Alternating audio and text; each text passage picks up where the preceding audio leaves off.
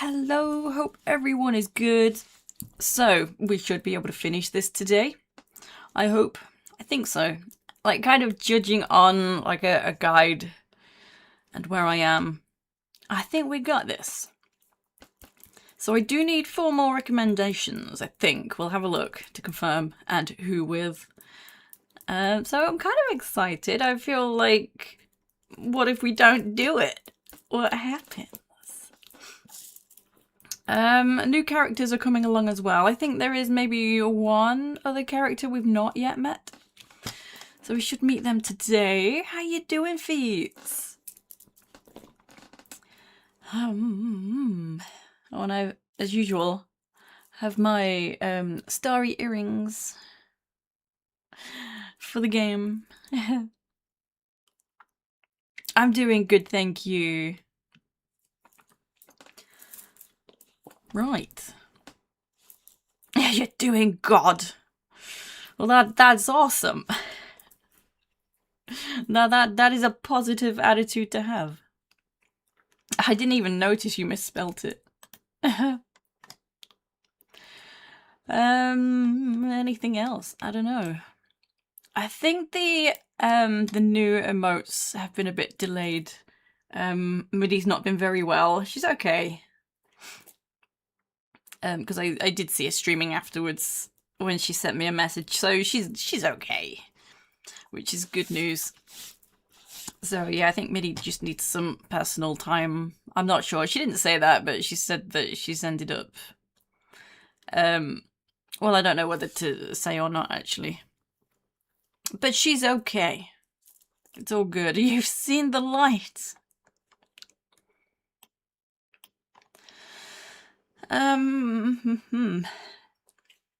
Well, I guess let's go. Yeah, I feel like I don't really want to spread personal information if she happens to not want it spread.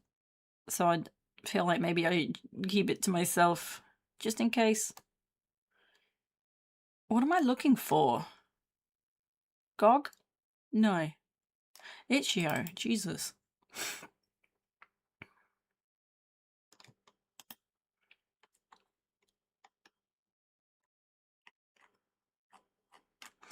Okay. Jolly, how you doing?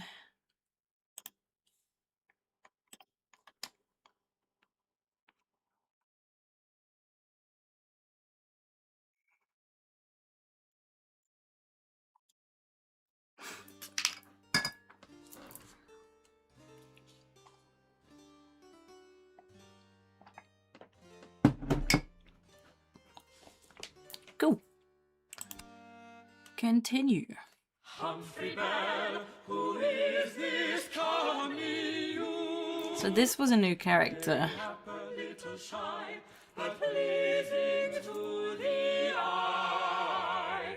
His eyes, his hair, his shape, his form, so good, as he a sweetheart, pray tell us the truth.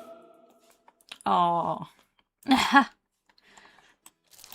Good morrow, young sir. Oh, I forgot to Methinks check this the is your first thing. consultation, Mr. Humphrey Bell, sir. And how may I do you service this day, Mr. Bell? I want to get lean in that. You wish to become lean, you say? And why would you need to be any leaner than you are now? You do not appear at all overplump. Indeed, you appear to be a young man in the full vigour of health. Yay, but I do the lady parts though, innit? Why does he sound so gangster? Oh, I see. You are a player who plays feminine roles upon the stage. Yes, I think I recognise you now. You play for Lord Chamberlain's men, do you not? The company of players led by Will Shakespeare, Richard Burbage and Will Kemp, among others. Aye, sir. I play for them as a hired man, and next month I'm to play a fairy queen in a play we're doing for Lord Hunston at his daughter's wedding. But Bossman Burbage says I'm too plump for the role. Humphrey, your girth does make it difficult for an audience to imagine you getting up out of your fairy throne, let alone flying. Yes, I think I understand. 'Twould imperil the audience's suspension of disbelief, thus breaking the fourth wall, as you players so call it. Ah, sir, indeed. Mr. Burbage worries much for them scenery walls, for he says my rear end is of such a size, 'tis liable to smash right through 'em. Anyways, Mistress Burbage told me that to fit into her gowns, she bids herself chunder after eating. Ooh. Might you give me some herbs for that or something? And Mistress Burbage would be Richard Burbage's wife, I presume. Well, to judge what would be most effective in your case, I shall need to consult the stars. What should Mr. Humphrey Bell do to become leaner? You're decent. Hope everyone is well. I'm good, thank you. Yeah, he's... yeah. Needs to lose weight. Got a big bum. So let's take a look at the who is who. Thomas Blogg. Who was that? Oh, there's two people we haven't seen. So 1, 2, 3, 4. So we need 4 more letters of recommendation. So Thomas and Alice Blogg. Thomas Blogg must have been like the religious dude who stole some stuff, I think. And I'm pretty sure his wife is Alice. Robert Devereaux. I don't remember who that was, but we're looking good with him. So we have 5 that are kind of looking pretty good. And we might even get a chance with the 2 we haven't met yet. It feels like we're getting short on time to get these. However, I do keep thinking, well, we've not met everyone. It was Lancelot Moore who is the asshole. And we realised he's going to be marrying Emma Sharp. And Emma Sharp's husbands, plural, always seem to die. So I think we can try and please Emma Sharp and get that last bit of recommendation. John Whitgift. We've not seen him much. There's a chance here, because that's some high praise considering we've not seen him much. Okay, Robert Devereaux. Can't remember who that was. Okay, so what was the question? How can we make him lose a little bit of weight? Bossman says I am too plump. Bossman.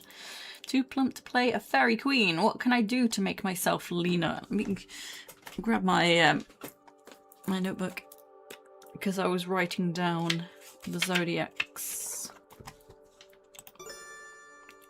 Humphrey may provoke downward purging from his fundament by inducing an imbalance of phlegm. Scorpio, rule of bows.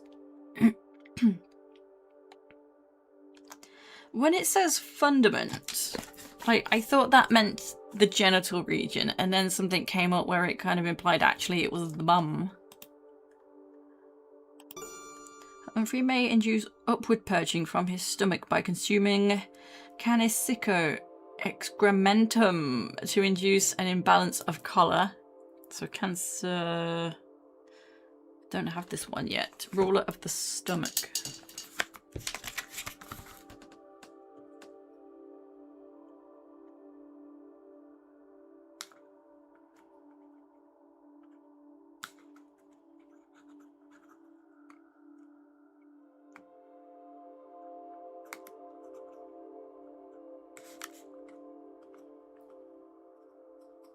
It's interesting that there's bowels and then there's stomach.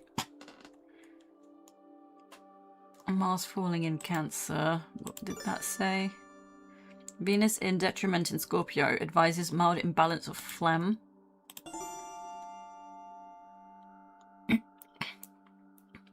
Humphrey's condition has been provoked by chronic overconsumption of food. He must commit to underconsumption of food if he hopes to become leaner. This suggests the condition is chronic. Virgo, ruler of the digestive system.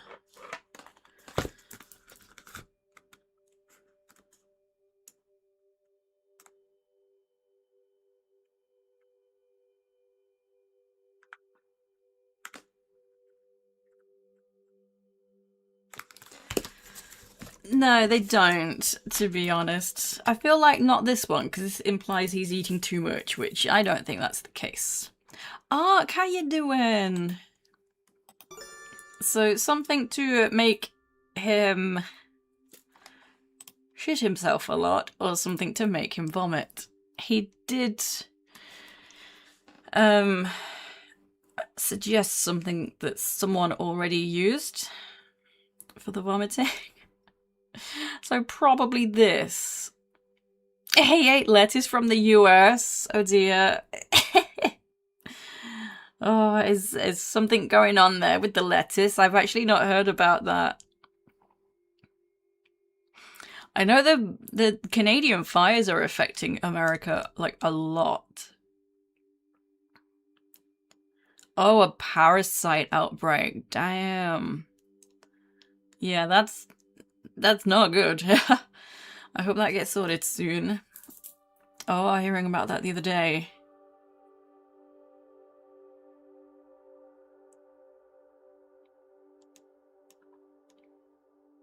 Oh yeah, so the guy needs to lose a bit of weight because he's an actor. So the options are give him something to shit himself, or give him something to vomit, or just tell him you are a bit plump, just stop eating. So yeah, none of these are great. I think the vomiting might be less inconvenient. Upward purging from his stomach. Mr. Bell, I will prescribe you something to induce upward purging. It will serve to void your stomach of its contents, and by and by you will become leaner. Pray, call by your local apothecary and make purchase of some canis seco excrementum, or dried dog excrement, as is more commonly known. You are to mix it with water and take it up the nose after each meal. What do you mean? Like dog doings? You playing about or something? You would have me snort flipping dog turd? I will not lie, that sounds well mad. Why Mayhap does he if you talk were to like mix that? the excrement with a little honey, that can oft help the medicine go down a trifle easier. No disrespect or nothing, but I ain't doing that, Doctor. Not even to be a fairy queen. Give you good day, sir. Considering the name, I kind of felt like, well, that must be what it is, but yeah. He wanted it. Nothing like tiny worms to do the trick. Yeah, now I'm wondering what would have happened if I chose the other one to make him poop his pants. Oh, might mess with his voice. Hoi, Tisha, how you doing? Well, mad indeed, isn't it? Yeah, gross. How you doing, Jay?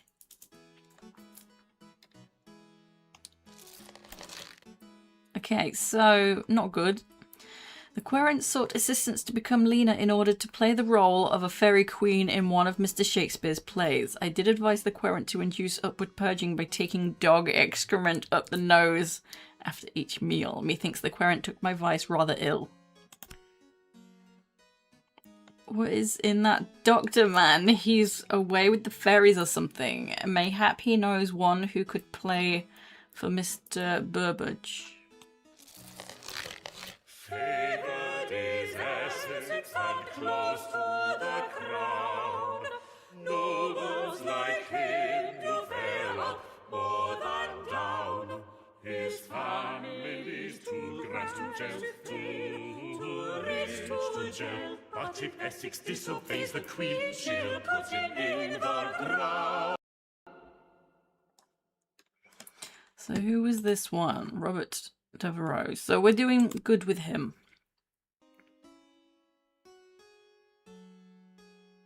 I'm doing good, thank you, Jay. Yeah, the music is quite extravagant. Good day, my lord. I must own, your lordship's visit to my chambers does surprise me, for I'd believed, well, indeed all of England believes, that you are in Ireland at present. Did anyone see me? No? Good. Now bid your manservant close the shutters. As your lordship pleases. William! William! Pray close the shutters. Yes, all of them. And fetch us some candles. I pray the counsel you give me this day be wise, sirrah, for I find myself in the most desperate of predicaments. And the last advice I gave you? That of offering to lead a military campaign to put down the No Irish worries, rebellion? Tisha. I trust it worked to win back the Queen's favour. Indeed, the parade given to send you off was most impressive. I was there. Did you see me? I did wave at you. Nay, I do not imagine you would have seen me. So great were the crowds. Yes, my offer to lead the campaign was well received by the Queen. But there was a fatal flaw in your advice. Oh, and this flaw was... Is it not obvious? I had to verily go to that midge-ridden bog-hole and try to put down the Irish. God's breath! Have you seen the Irish? They are savages! That Irish chieftain O'Neill and his band of fen-born brutes are especially bad. Forsooth, they sound most fearsome. 'Tis a mercy you escaped with your life and are now back home safe in England. Nay, I am not yet safe in England, I fear. For when the Queen finds out that I made a truce with O'Neill, heaven only knows how ill she will take it. Even my leaving Ireland without her permission will doubtless vex her.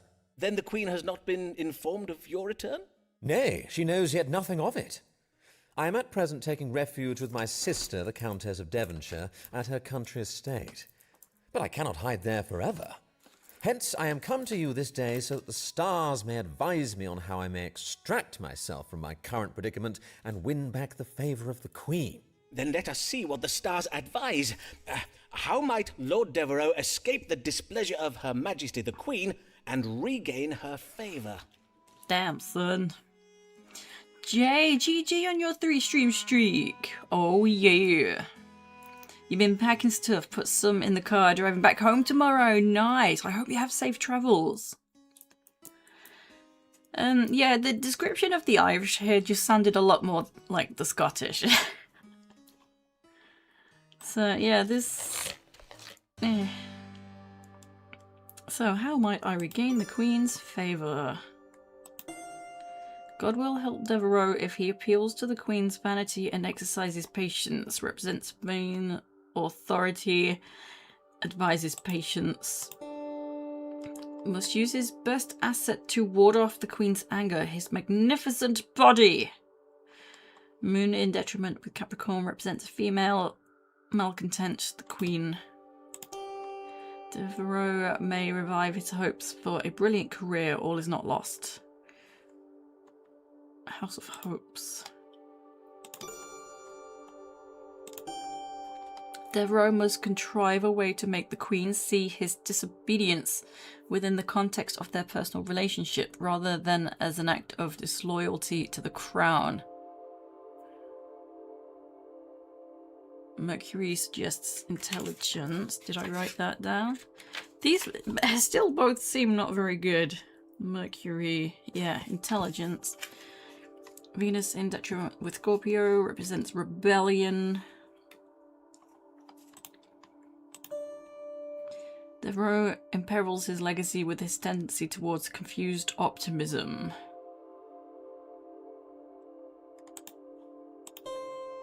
Devereux risks being subject to the violence of the law. Devereux may reverse the political situation back to his advantage by having the Queen look upon him as the son she never had. Gosh, all of these just... So basically try and woo the Queen. It's always when it says God will help Devereux.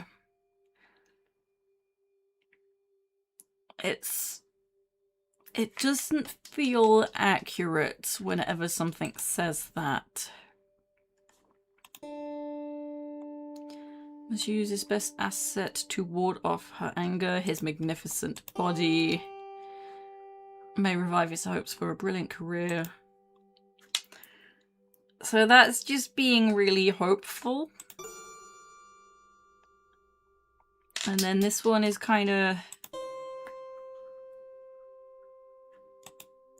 I don't even know. There's a lot of conflicting things happening. Imperils his legacy with his tendency towards confused optimism. Imperil. What is the definition of imperil? There's a lot of big words.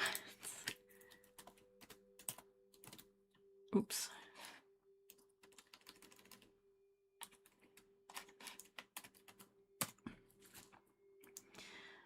Is a formal verb that means to put something or someone in danger, risk, or jeopardy. Jeopardy, not jeopardy. Why did I say that? So again, it feels like, well, that's not good. And that's not good.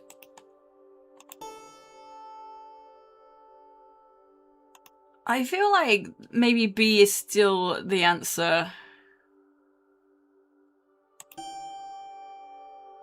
Must contrive a way to make the Queen see his disobedience within the context of their personal relationship rather than an act of disloyalty to the crown.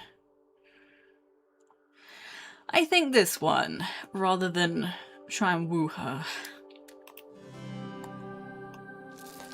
The stars foretell of violence enacted by officers of the law. Ah, verily. 'Tis doubtless a beheading. Forsooth, I do enjoy a good beheading. Well, 'tis likely to be a trifle more elaborate than that. If the Queen is particularly vexed, it will start with a quick hanging until just before the point of death, followed by a disemboweling and emasculation. Ah, yes, of course. Whereafter the gentleman is invited to watch his own entrails and privy parts being lightly grilled upon an open fire, before he is chopped into 4 separate pieces. A quartering, I think you mean? Which, as etiquette dictates, are then to be parcelled up and sent as gifts to any friends and family members unable to attend the ceremony. Ah, yes, splendid. An execution with all the trimmings. Verily, whilst a simple beheading can be a most elegant entertainment, 'tis a trifle too, well, continental for my taste. Why, 'tis oft over in mere moments, whereas a full English execution keeps one entertained throughout the whole morning. Full English Though execution. I fail to see what this has to do with... God's breakfast! You mean I am the one to be hung, drawn, and quartered? Well, yes, very possibly. I am afeard the only course left to you now is to humble yourself before the Queen. The stars suggest you might be able to convince her to look upon you as the son she never had. A naughty, wayward child who has rebelled against his parent. With time and patience, she may forgive you. In truth, 'tis not the worst of ideas, and it might even clear the path for the possibility of... Yes, methinks this plan may serve me very well. We got some praise. Yummy grilled entrails. Fire up the Barbie. Yeah, it got a bit deep just there. Got a bit serious. The querent did wish to know how he might regain the Queen's favour, following his failure to put down the Irish rebellion. I did advise the querent to humble himself before the Queen as if he were her errand child. Methinks the querent was pleased with me for the reading I gave this day. We have one more chance with Robert Devereux. So, whoa, we got so much praise. Come on, we have to do this next time. The next time we see him, we have to get it. We're so close, because we even lost a little bit as well here. Praise him, praise be to the Lord. The Lord, Archbishop, great gift, and thereby made the void unto us his eternal grace and favor.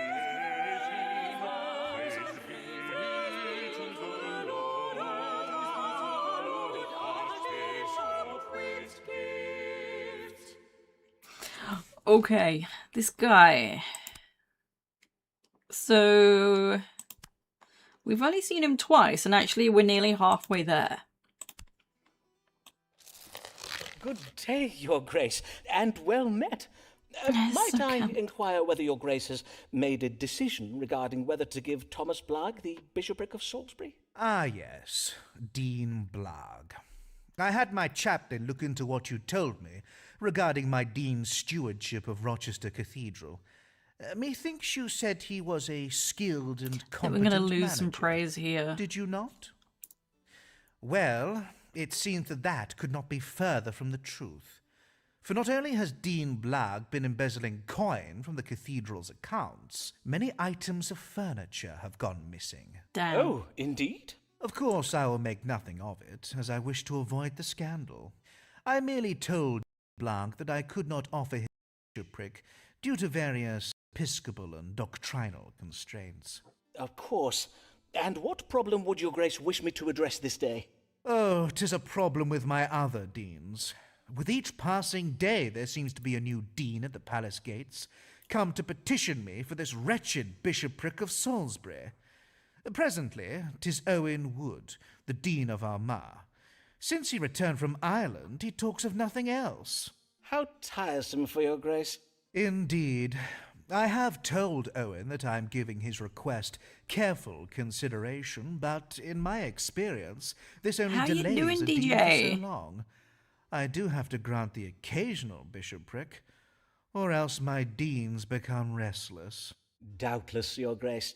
But after what I learned about Dean Blagg, I must take care to exercise caution.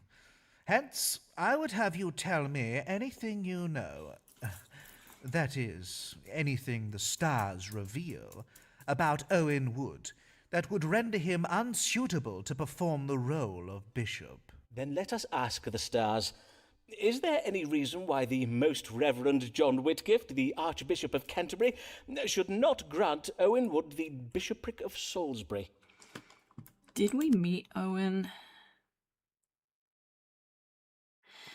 No.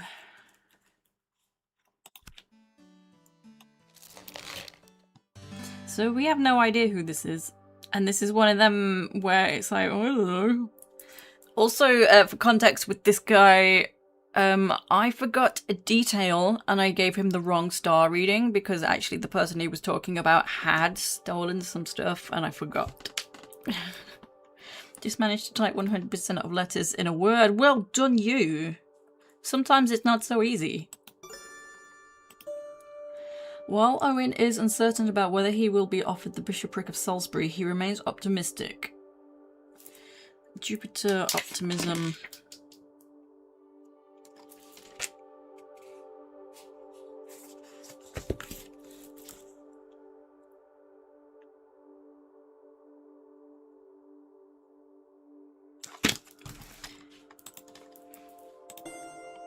Owen Wood is a vain but patient man who has God on his side.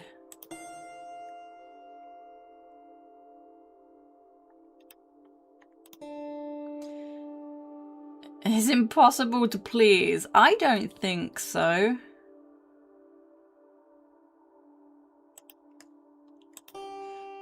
Should bring Owen Wood's dream of being a bishop to life.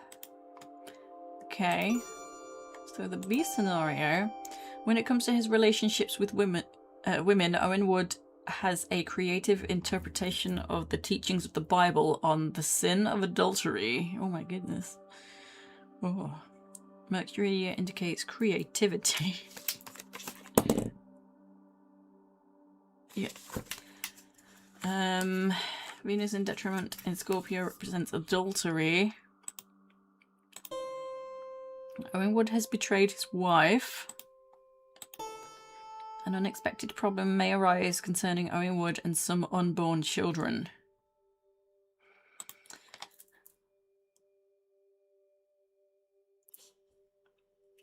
The thing is, I know the scandal. The thing is, I have no idea who Owen Wood is. Unless, because I feel like his name may have come up. I kind of feel B. And I don't know why. I'm wondering if his name may have come up. Like maybe he had a wife or someone that came in. There's no Wood surname.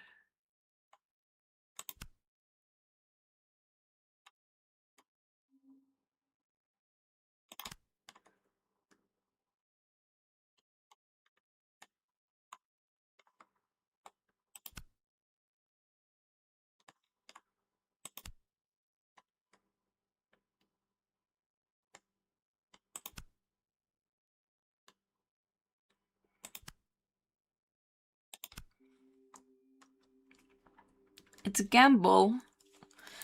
What do y'all think? Because if I happen to be wrong and I'm just like, oh yeah, he's an adulterer. He teaches things from the Bible. You know, the not so important things. The fun things.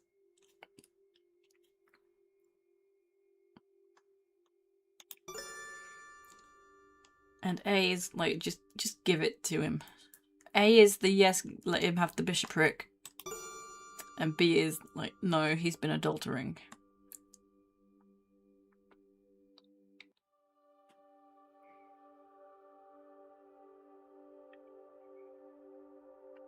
Why do I know the name Owen Wood though? I feel like someone did mention it.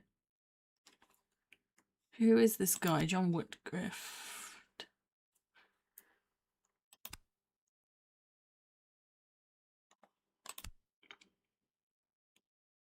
No, he wasn't, excuse me, he wasn't the one stealing. So Owen Wood, we haven't met yet. It was Thomas Blogg who had been stealing.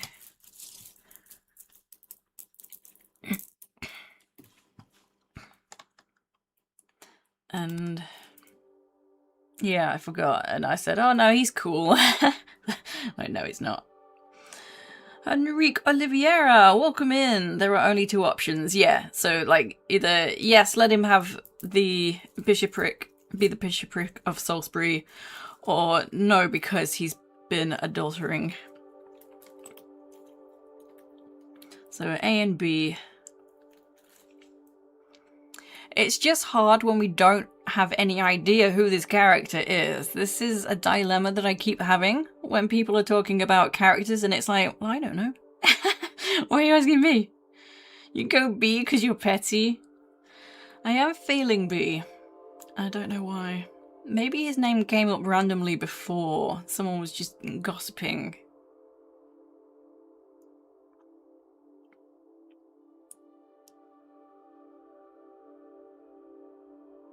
Yeah, I'm kind of feeling B.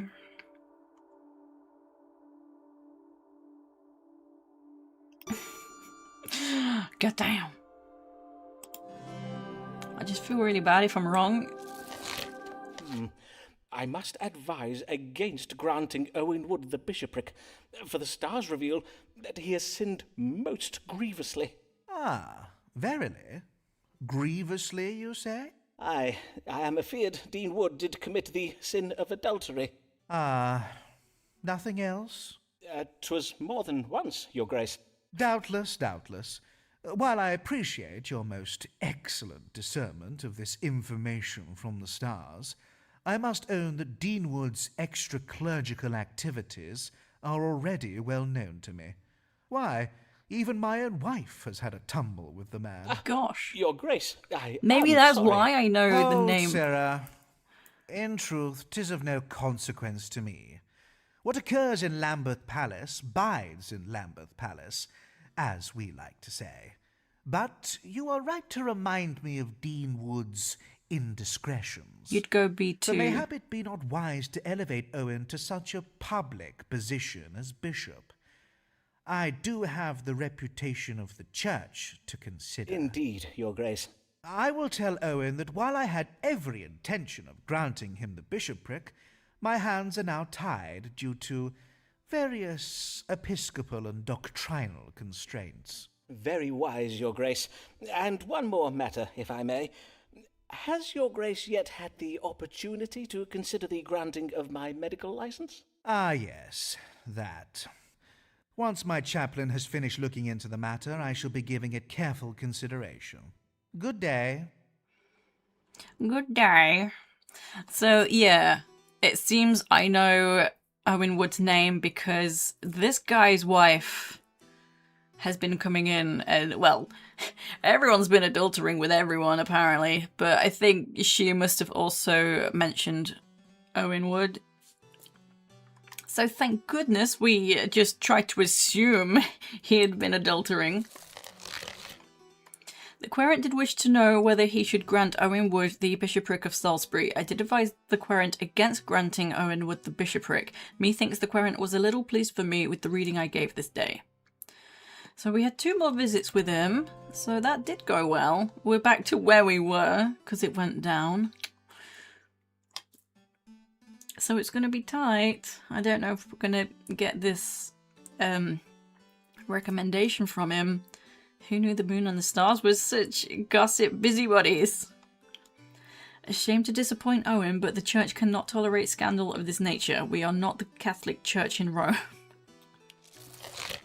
Here comes Emma, say that she's a witch. How did she gain position? How did she become so rich? For her eyes she has to thank frail old men with serious pangs. Take it easy, Tisha. Have a safe trip. She is rich. So Emma Sharp is the one that's now going to be marrying, because she's had a lot of husbands. They keep dying. She's going to be marrying Lancelot Moore, and we don't really like him. So we're going to encourage this, because maybe something terrible might happen to Lancelot Moore, and then we might, if we please Emma Sharp, we might get her recommendation. Good day, Lady Dyer. Good day, Dr. Foreman. But I can no longer claim the title of Lady Dyer, for Lord Dyer passed away last year. You must call me Mistress Moore now, for I am lately remarried. So they're married now. Indeed. I am full sorry to hear of Lord Dyer's death, Mistress Moore. Pray tell, what did your late husband die of? 'Twas the diabetes, the disease you judged him as having. He died from wounds that never healed. You mean the cut on his lordship's hand? But I recall you saying the wound was trifling small. Oh, yes, that wound was. But through misfortune he acquired many more. One evening, while we were summering at our country estate, he was leaning out upon the balcony when the stone railing gave way and he fell into our rose garden. The thorns cut him near to pieces. Poor dear Henry. He did so love his roses. He clearly died of diabetes. Dear lady. My wish is to leave such sorrows behind and think only of my new husband, Lancelot Moore. My Lancelot is a fine man, a man of great talent. Indeed, he has so much potential that I am loath to see it go to waste. And, as you doubtless know, Lord Devereux, Earl of Essex, is presently leading a military campaign to put down the Catholic rebels in Ireland. Forsooth I do know, madam. Indeed, I myself was at the parade to send Lord Devereux off on his travels. Have you a notion that your husband should enlist as a soldier in his lordship's campaign? Indeed I do, Dr. Foreman. For you see, my husband Lancelot is full brave. Yes, I am told that Lancelot has distinguished himself in many fierce battles against fathers and the like. But I seek your reassurance that if I were to send Lancelot to Ireland, he would return unharmed. No doubt the Earl is leading his men very well, but I hear tell those Irish tribesmen are most savage in battle. Dare I let my husband face such fearsome beasts? Let us see what the stars advise. I think we Should can Lancelot accommodate Moore for you. join Lord Devereux's campaign in Ireland? Would he find glory in battle or death? Send him in. How you doing, Alexandru? Indubitably. Is this the queen? No, but she's had many husbands, so she's very rich. Seems a bit sus. The goal is to get the recommendations for what? What is the goal of the game? This guy doesn't have a medical license, so we're trying to please people to get praise from them, to get recommendations, and we need 8 to, well, hopefully get a medical license. I just know that we need the 8 recommendations. Whether we get the license, I'm not sure, because everyone seems a bit against it. But we'll see. So I have 4 so far, just need another 4, and I'm very close with this woman. Oh, there's 3 options.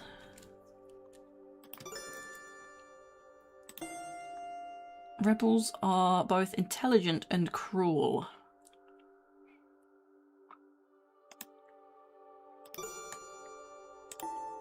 Emma hides a secret agenda. Emma harbors evil ambitions. I mean, we know that one. Though Robert Lord Devereux is an arrogant man, he is also a very patient one. He will not endanger his men by acting in haste, nor will he leave Ireland until the Catholics have been defeated. I think this might be the one. This represents an arrogant man. Lord Robert Devereux indicates patience. Irish Catholic rebels are self-deceived in their optimism. They will not prevail. Jupiter indicates optimism. Did I write that down? Yes. Neptune indicates deception. It is everyone's duty to take up arms to defend England, the English realm. Represents violence. Let's go. You may send your husband to Ireland confident of his safe return, madam, for Lord Devereux is a brilliant military strategist. Moreover, he is a man of honour who will not leave Ireland until the Catholics are dealt with, even if he must slay every last one of them himself. So, 'twould not be at all dangerous for Lancelot to go to Ireland then? Nay, according to the stars, the Irish are not as fearsome as they pretend to be. And is it not every Englishman's duty to take up his sword and fight when his country needs him? Doubtless you would make a very fine soldier yourself, Dr. Foreman. An exceeding brave one, to be Send sure. him. Indeed, and I did in fact recently acquire for myself both a set of armour and a war horse, in hopes of joining Lord Devereux in Ireland. But then I reflected upon how my patients depend on me here in London. Much as it does pain me to let Lord Devereux down, the Earl being a particular friend of mine. You are acquainted with Lord Devereux, the Earl of Essex.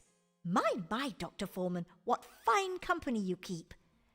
But do not worry, sir. Indeed, although our English forces may lack you among their number, you may rest easy.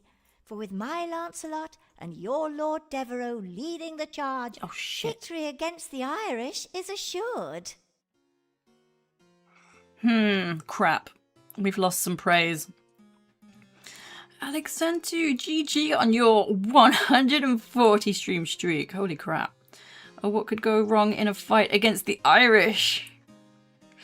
I mean, if he does die, she might actually be pleased.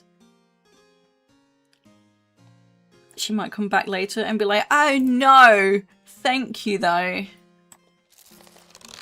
Oh no.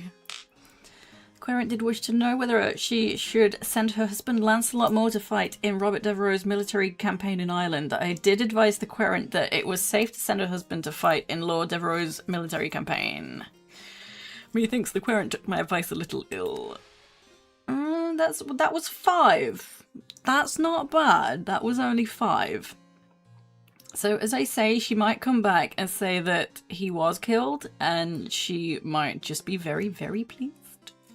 Essex can barely command his own Yardle, but if the stars speak true, there is no point sending Lancelot to Ireland. Send him! This is how I've accidentally answered it wrong.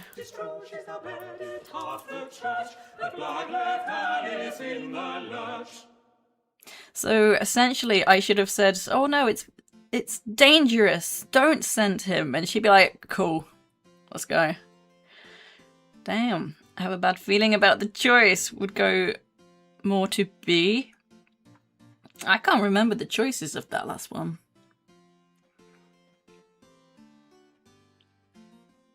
Yeah, I should have said that the Irish are savage. And then she would have sent him. Good day, mistress. What brings you? I am come about my lover who is lately returned from Ireland. Ah, yea, and your current lover is, as I recall... Ah, yes, your lover at present is Owen Wood, the Reverend Dean of Armagh, is it not? Aye. And according to my notes, you were afeard he might die in battle. And yet you do not appear to be much pleased he's returned alive. Whatever is the matter, madam? It is being said around the diocese that my lover, Owen Wood, is romantically entangled with 2 other women. And who might these 2 other women be? Might one of them be his wife, or... Of course not. Do not jape with me, Foreman. For as you very well know, what you told me about Dean Wood reforming and becoming a loyal husband turned out to be naught but boil-brain. I did hear that one of the ladies Owen is seeing is Mistress Ways, while the other is a certain Anne Hayborn, with whom I am not yet acquainted. I do hear she is a very young and comely maiden, though mayhap a maiden no longer. I prithee, scribble one of those doodles of yours and tell me if this be true.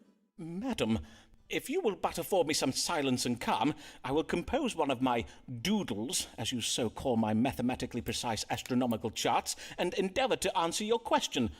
To wit, is Owen Wood, the Dean of Armagh, wooing other women? And you see, she's angry because I got it wrong the first time, when actually I wouldn't have known who that is. And I probably said that last time as well, when I was answering this. Doodles!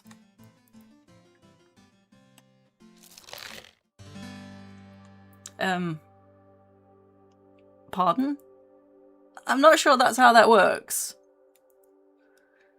Unless it's kind of like I got an answer that would be contradictory if B was there. Is my lover, Owen Wood, wooing other women? It kind of sounds like it. Owen Wood is deceiving Alice and wooing other women, but Alice may be optimistic, for his relationship with these women are marred by discourse. Jupiter represents optimism, Mars suggests conflict, Neptune indicates deception. Owen Wood, to everyone's great surprise, will abandon his wench-chasing ways. Well, no, because Alice is already a wench that's being chased. It's not how that works. He has a wife and it's not her. So I'm kind of assuming... What? The heck is with this? It won't let me click this. Yes, he is. We already know that. Yeah, we do. What? I might just quit and reload. It should bring me back here. Because this is weird.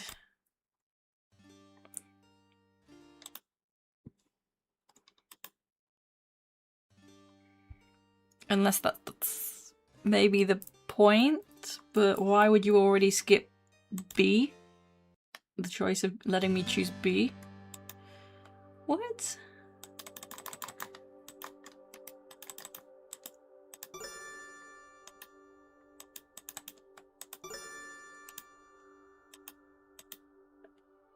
I only have one choice. I can't choose C. And actually the choice is incorrect. Where are we with Alice? Alice... We have 60 with her. Yeah, this is bizarre. I would assume maybe the game's trying to just be funny.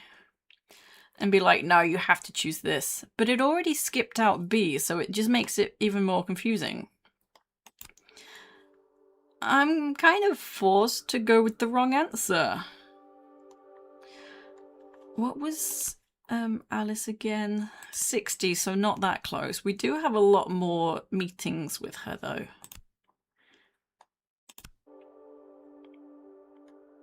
I don't feel good about this, but I have no choice. Because this is going to upset her, because it's a lie. Ah, I have good tidings for you, mistress. Your relationship with Owen Wood is secure. 'Tis true, really he has weird. indeed been conducting intimate liaisons with some of the wives and daughters of various deans and bishops, but... So then 'tis true. What a maid-fiddling maggot of a man is he! Aye, but prithee, madam, I had not finished. The stars suggest that Dean Wood's affairs with these women will shortly end, for it seems he is in dispute with them. What, with all of them? At the same time? It would seem so. Mayhap they all have been apprised of the same rumour that brings you this day. Well, I am glad to hear these affairs are soon to be ended. But I will not lie, I am no less vexed with him. And indeed, if Owen has been larking about, 'tis only fair I do the same, to even things out between us. She already does. I think what you may be referring to is lex talionis. 'Tis the law of retaliation, as practiced by the ancient Babylonians. Well, madam, indeed, if it would help square Get matters away from betwixt her, you you and Dean bitch! Wood, you may consider me wholly at your service. I think I got praise. Select again the options of A to C. I did. I kept doing that, and it just wouldn't have it. Weren't having none of it. Very bizarre. The querent did wish to know whether her lover Owen Wood, the Dean of Amar, was wooing other women. I was able to reassure the querent that although Owen Wood had indeed been bending half the diocese, the women concerned were presently turning against him. We think the querent was a little pleased with me for the reading I gave this day. Coitus post-consultation. So we have 2 more sessions. Oh, that was... I feel... Where was... I think that was 60. So we've just got 10. It's something. I was hoping it would be closer to 100, but never mind.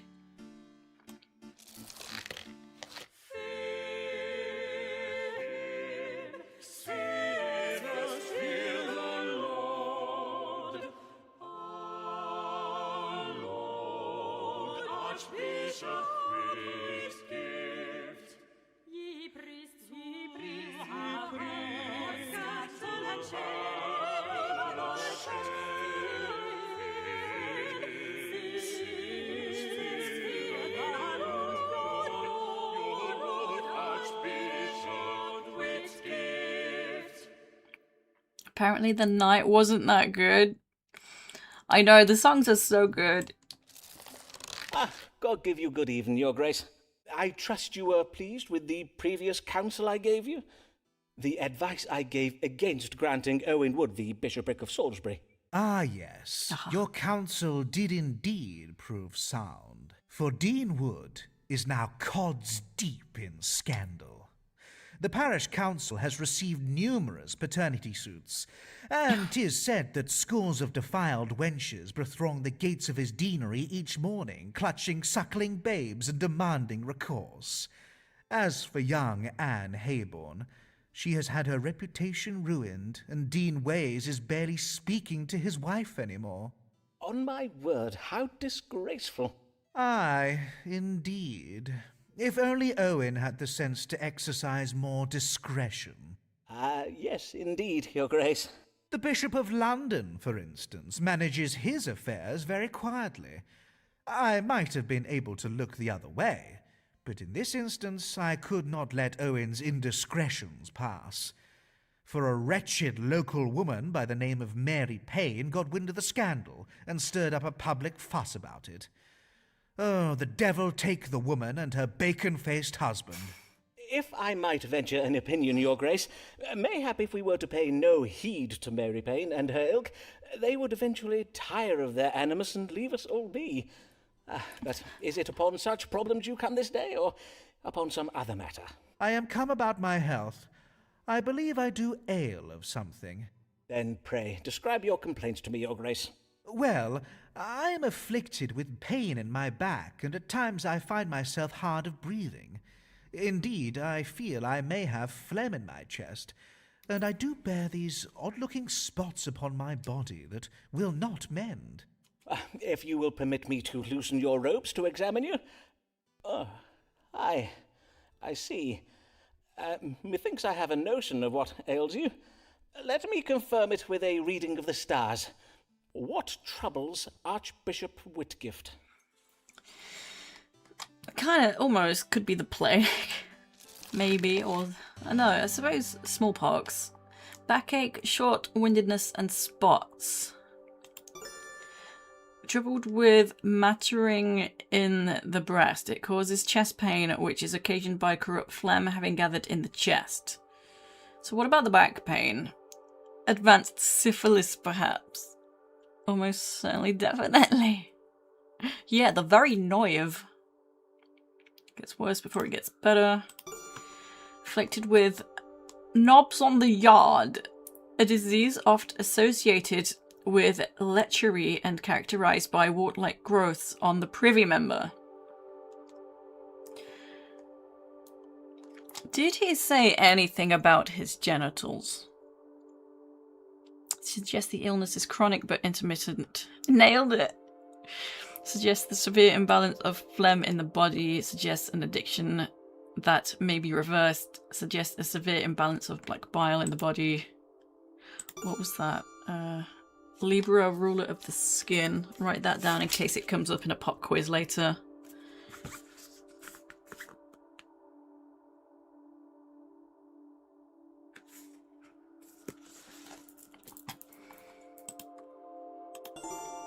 Oh, is suffering from the French pox, a venereal disease occasioned by lying with a pocky person. It is characterized by persistent sores on the arms and legs, short-windedness, and bodily aches. This sounds a lot more accurate. On the yard, and I've never heard of this. I want to look this up.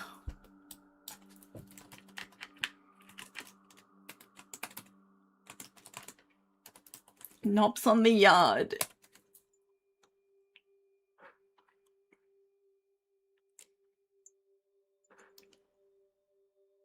A smooth round cabinet. Oh, well that can't be right. The yard knob is a smooth round cabinet and drawer hardware piece featuring a small cylindrical stem. I don't think that's accurate. Or a punk band. Sounds like a seaside town, it does. Oh my god. I think pox feels more accurate. I think we're gonna go with pox. The French pox. Your Grace, I know not how to put this delicately. You have the French pox. I am not sure how this is possible, as you're a man of the cloth. Indeed, mayhap I check the stars again. No need. I did suspect as much. Verily? How astute of you.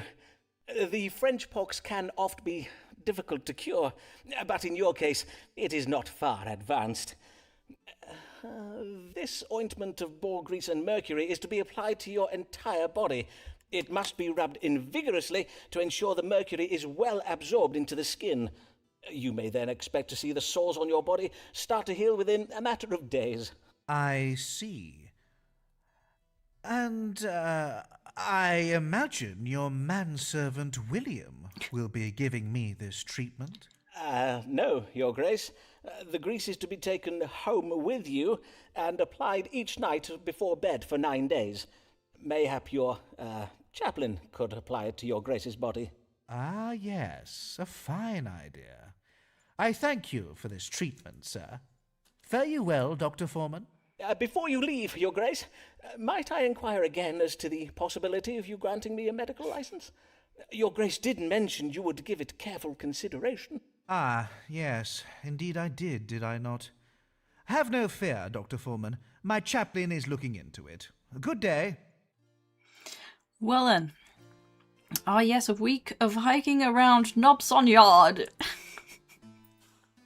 Yeah, just vigorously rub that mercury all over your body. Adultery always brings some DSTs along with it. Yeah. Oh my. You can both die of mercury poisoning. Great. We're doing pretty well with him.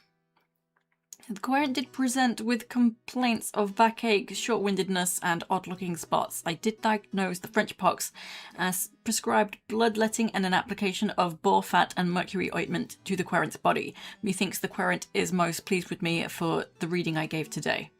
So we have one more visit from him. Woo! Damn, son. So let's hope that next time we get them 10 points. Smells great too. Everyone seems to really like our character's manservant. a lot of people comment on how handsome, like males and females make comments about this manservant. I don't know why. Quiet night of rubbing Borgeries and mercury into the skin sounds gorge. I do believe this doctor and I are beginning to develop something of an understanding. Here comes Lord Devereux, ready to fight. Wide-eyed and restless, he's been up all night. He may not know much, but he knows that he's right. Never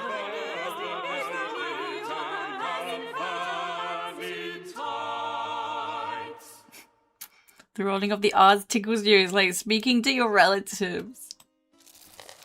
Ah, give ye good morrow, my lord. I trust your lordship is well this day. Well? God's body! Am I likely to be well? I have been languishing under lock and key while all England goes to ruin. Ah, yes. I did hear something of your arrest. I take it your encounter with the Queen did not go as well as planned. Nay, 'twas a disaster. Oh, sorry. I took the precaution of seeking an audience with Her Majesty just after dawn, to be sure I would find her alone. But when I entered her bedchamber, she let out such a blood-curdling scream it alerted the palace guards, who ran into the room and arrested me. But you were imprisoned in your York House residence, were you not? The fact that you were placed under house arrest and not imprisoned in the Tower surely speaks to the Queen's fondness for you. I trust your time in confinement was not uncomfortable, at least. Well, yes, my time away from the world and its trifling concerns did, in truth, prove useful.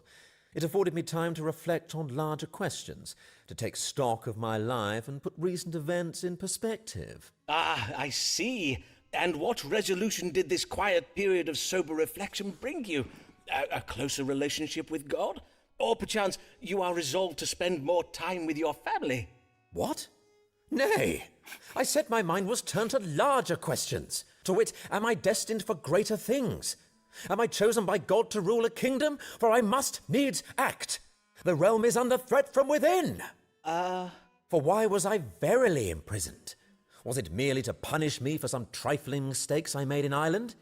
Nay, 'twas to separate me from the Queen. Well, I imagine after discovering you in Her Majesty's bedchamber... Do you not yet see? The Privy Council means to keep me away from Whitehall, lest I see how they have contrived to control and manipulate the Queen since I left for Ireland. My lord! Are you saying the Queen is weak and no longer in control of her reign? Aye, indeed. Something must be done about it. Well, man, do not just stand there. Yes, of course, my lord. Let us see whether the stars may give you your answer. Is Robert Lord Devereux, Earl of Essex, destined to, rule England? I doubt it. Devereux. We're very close to getting his recommendation. This is the last time we're gonna see him. Fatney, how you doing?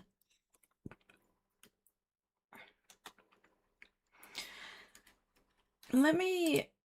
I don't know. Is Robert Devereux an actual name in history? Yes, second and third rule of X, whatever. Earl.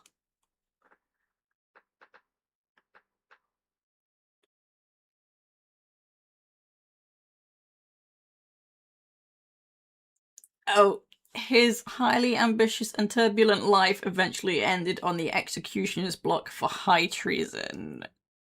Oh, you think all the characters are real? Interesting.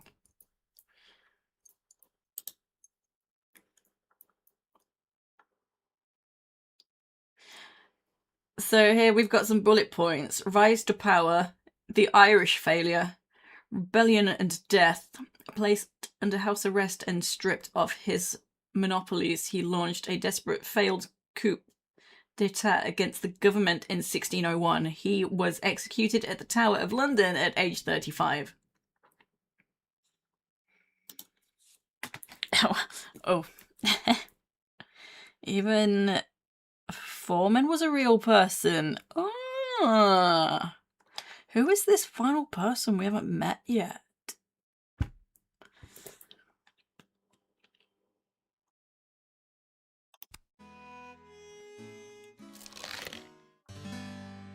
Am I destined to rule in England? No. A strong authority figure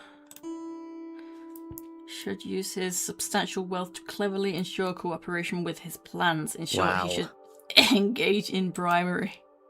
The Queen's failure to produce an heir will have violent consequences.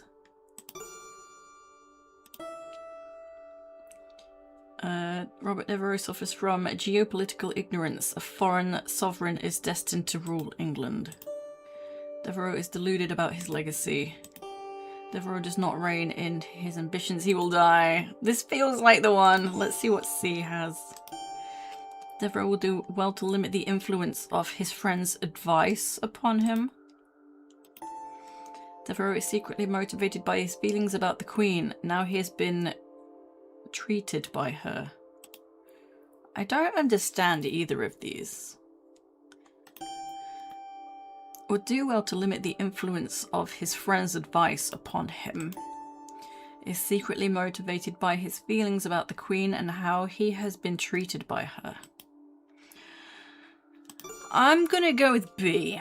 This feels accurate. My lord, I must urge you to temper your ambitions. The stars warn that if your lordship keeps to your current course, it will lead to death. Whose death, though? You mean my death? God's underlumps! And England may not be in so much danger as you imagine. The stars suggest that King James of Scotland will succeed to the English throne when Queen Elizabeth dies. He is, after all, her nearest royal relative. James Stewart, eh? Gumdrop. During my imprisonment, I wrote to him to request his aid, but I never received a reply. Yeah, underlumps. What is that? Doubtless he is in league with the Privy Council. Nay, verily, a pox on the Scottish king and his pretensions to the throne.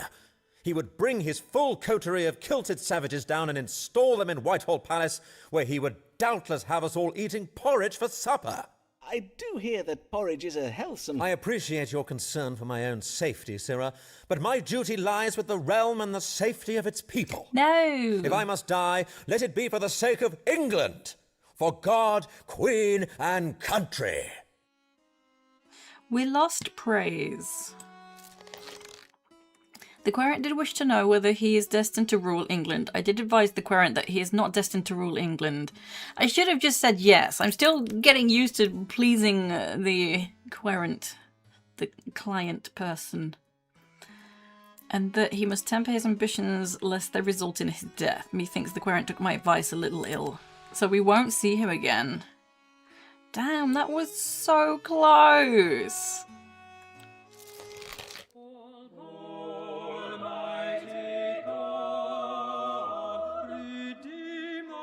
He's gonna get bad.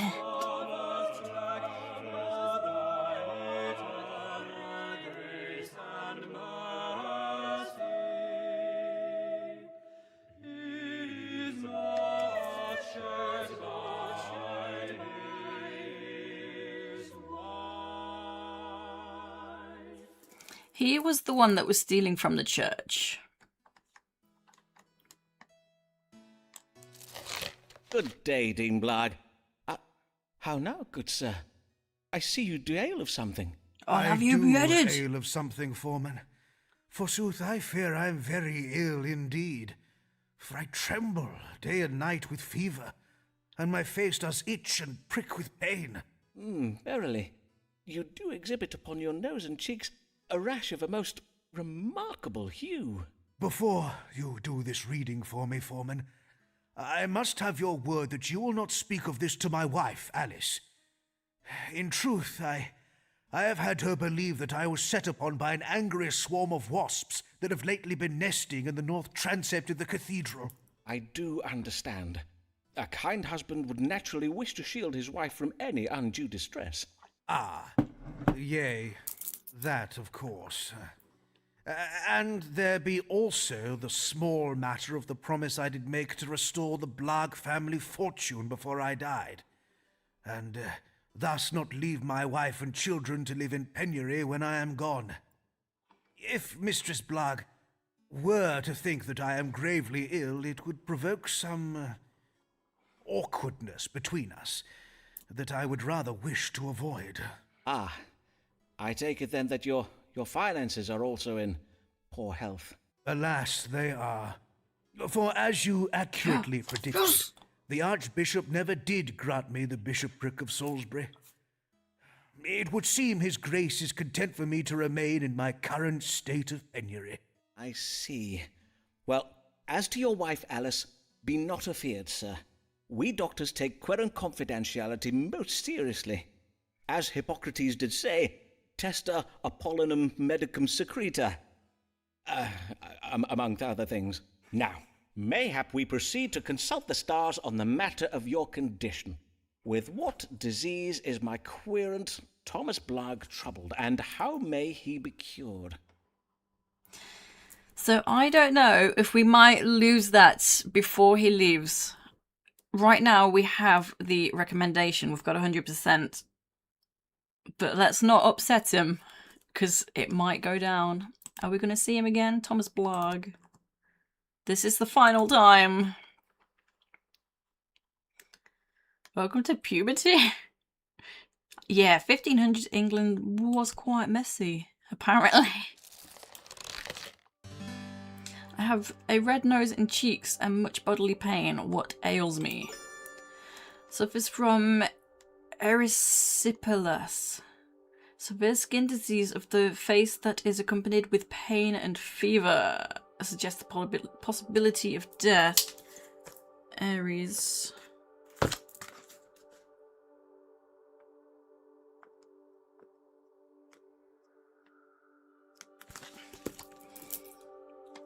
Acne, maybe.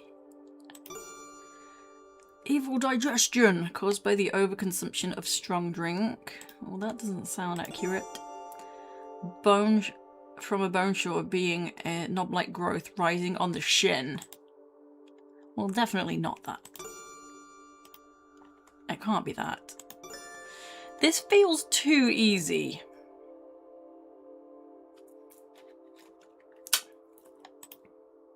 Red nose, cheeks, bodily pain.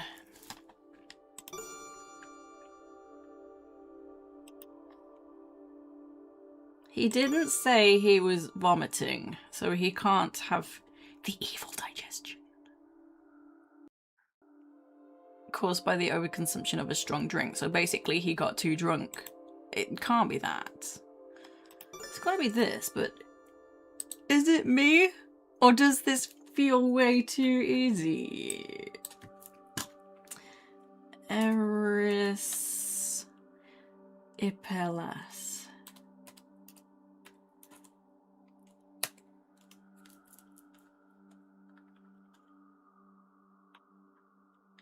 A common bacterial skin infection affecting the upper layer of skin and lymph vessels, causing a raised, shiny and painful red rash. It is usually caused by group A Streptococcus bacteria entering through a small break in the skin.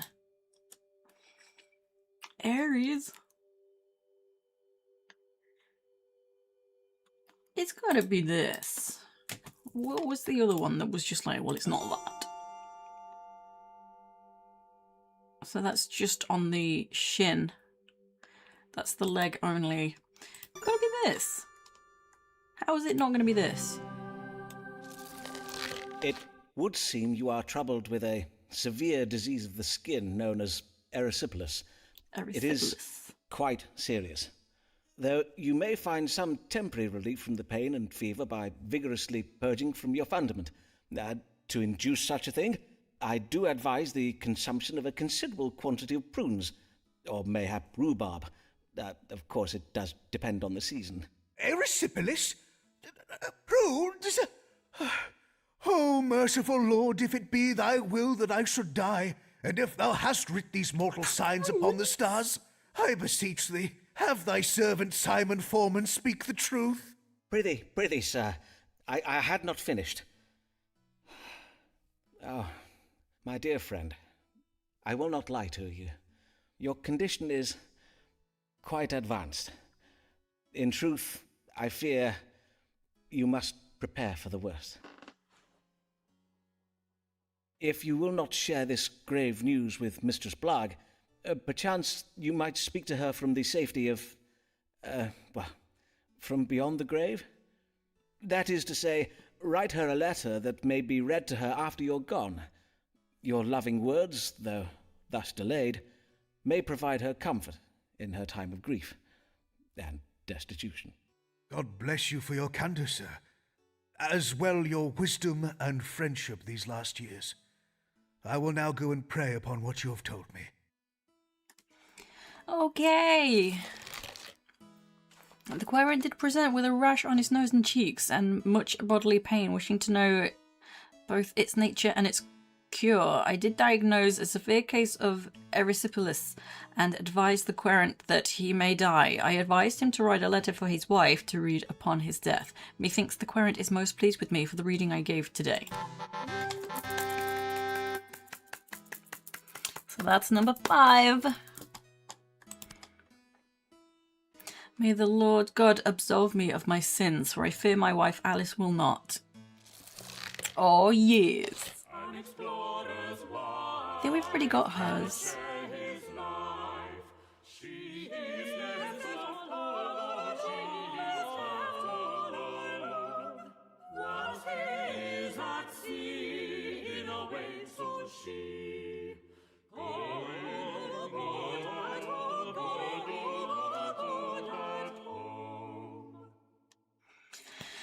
Gave you a recommendation. Now he may die. Sybil Fortescue, we got hers. Good day, Mistress Fortescue. How may I help you this day? You seem a little out of breath. Aye, 'tis but my bodice. My maidservant did lace it far too tightly. Methinks she is a trifle vexed with me. Indeed, the atmosphere in the Fortescue household is exceeding ill at present. Yeah, it's a monkey. And why is that? Someone has been stealing food from the larder in the night. This morning, 3 whole swan pies were missing. Each member of the Fortescue household suspects another. And whom do you think is the author of these thefts, madam? Well, I suspect my son Harold, as his fondness for pie is well known. But Harry denies it and has accused our maidservant Gladys. And 'tis true that Gladys has become suspiciously wide about the girth of late. And as for Gladys, well, she is convinced the culprit is our African parrot, Sir Muncelot Grey. But Sir Muncelot has denied the accusation and blames my monkey. Ah, and who does your monkey blame? How now, Dr. Foreman? Be not absurd. Monkeys cannot speak. Ah, yes. Then 'tis fortunate that God can speak to us, that is, by way of the stars. Who in the Fortescue household has been sneaking into the larder at night to steal pies? It could be the monkey. I wonder, they have a monkey and food is missing. Yeah.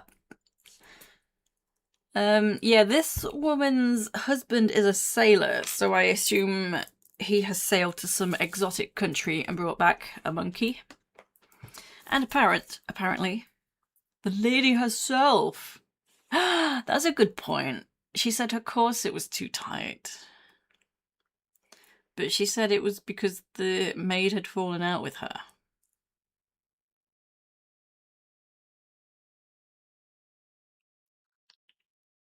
It was the parrot that blamed the monkey. This is gonna be tough. I already know this is gonna be a tough one. Who ate all the pies? Okay. Sybil Fortescue is a hypocrite. She needs to turn her finger of accusation on herself, for she ate all the pies. Sybil's family and friends have exercised constraint and discipline in relation to the pies. Sybil's intuition about the identity of the pie thief is wrong. The solution to this mystery is counterintuitive. She thinks it's her son. The thief is the one suspect who has maintained their silence. The monkey. The Fortescue children have been raised well. They know not to steal pies.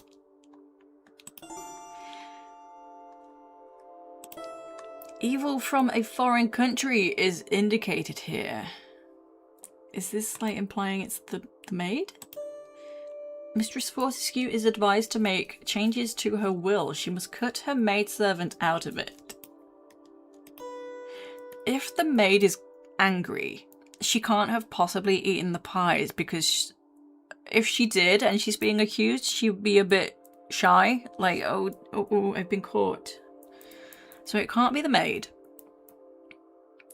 Maidservant is untrustworthy and aggressive. It's not the maid.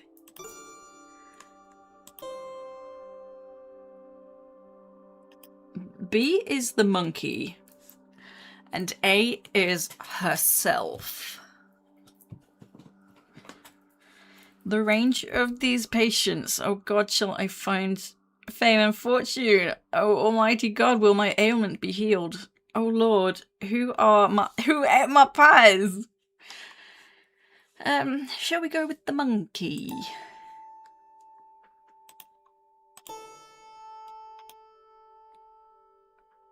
I think it was the monkey. This implies it was her.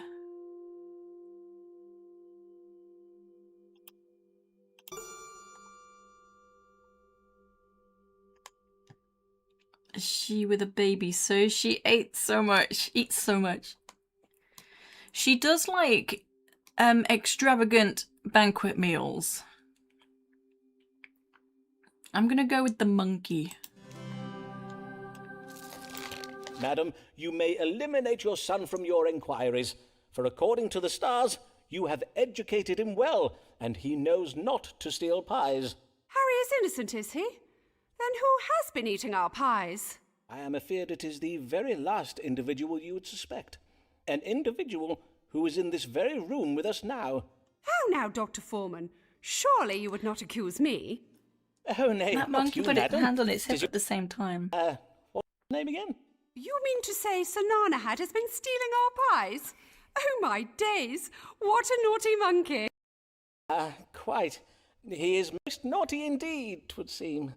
I must at once to him go and apologise to Sir Munchalot. I never should have doubted him. God give you good even, Dr. Foreman. You have been a bad boy, have you not, Sir Nanahad? Who's a naughty monkey? Yes, you're the naughty monkey. Yes, you're the naughty monkey. Good even, Mistress Fortescue. Sir Nanahad. Gosh. The querent wished to know which member of her household was stealing pies and other food from the larder at night. I did tell the querent that her monkey was responsible for the theft of the pies. Methinks the querent was pleased with me for the reading I gave this day. In that case, I wonder what is making Gladys so fat. Maybe she has a baby. Okay, we upset him last time. You must pay the price of looking thin and nice. Drink all your fears, cease all your guilt, and shame you lest you be judged and we accord you blame. Good even, Mr. Bell. What brings you so late this evening, young sir? Have you come from the playhouse? Yay, I'm come from playing a Duchess in a special performance of Richard II. You know, that play that makes the Queen look bad. So, Mr. Shakespeare decided to revive his play, did he? I see. I need you to tell me what to do about my pay. Our seamstress told me she heard Mistress Burbage discoursing how John Crisp is getting paid a full shilling for each performance. And you feel this is unfair, I take it? I gather Mr. Crisp's pay is greater than yours. Aye, sir. 'Tis full twice as much coin as they pay me. What I get is barely enough to cover my rent. And my parts are well bigger than his, innit? And you can fathom no reason for this disparity in pay? He is more experienced, perchance. What? I've been on the stage since I was a boy, and John's been playing for less than a year. Nay, sir. Mr. Burbage and them other company sharers are paying me less on account of how I'm doing the lady parts. You mean to say you are being paid less simply because you perform lady roles? Indeed. John only gets them main parts because he's big and tall, but I'm well better than he is. Critics call my Ophelia the most tantalizingly nubile and tragical performance since Henry Condell's Juliet. Ah, yes. Having seen Hamlet, I would have to agree with them there. I must own that I, too, found your Ophelia most comely and alluring. Now, let's see what the stars advise. What can be done about you being paid less than players of masculine roles? Yeah, this one sounds like it's going to be tough. I'm being paid less than players who do the man parts. What can I do about it? Humphrey should wait. Pay equity, it will come in time. What was that? Saturn represents time.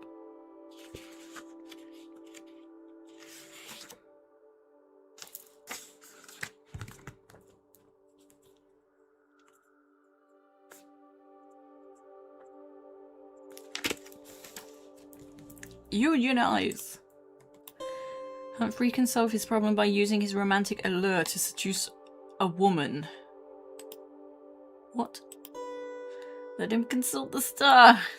How you doing, Yosu? Humphrey should continue to perform his duties and remain quiet about the discrepancy in pay. I'm not feeling this. Humphrey must uncover the truth about what his colleagues are paid. Secrets are allowing Humphrey's employer to behave hypocritically. Humphrey's employers are shrewd businessmen. Humphrey's boss will do evil to others if it means safeguarding his legacy. Humphrey's boss's wife is pregnant with a masculine child. His boss can therefore not be trusted. What does this mean? I feel like B. You doing well? Good, good. I'm good, thank you. I don't understand these points in C. Humphrey's boss will do evil to others if it means safeguarding his legacy. Humphrey's boss's wife is pregnant with a masculine child. His boss can therefore not be trusted. I don't get it, so I'm going to go B.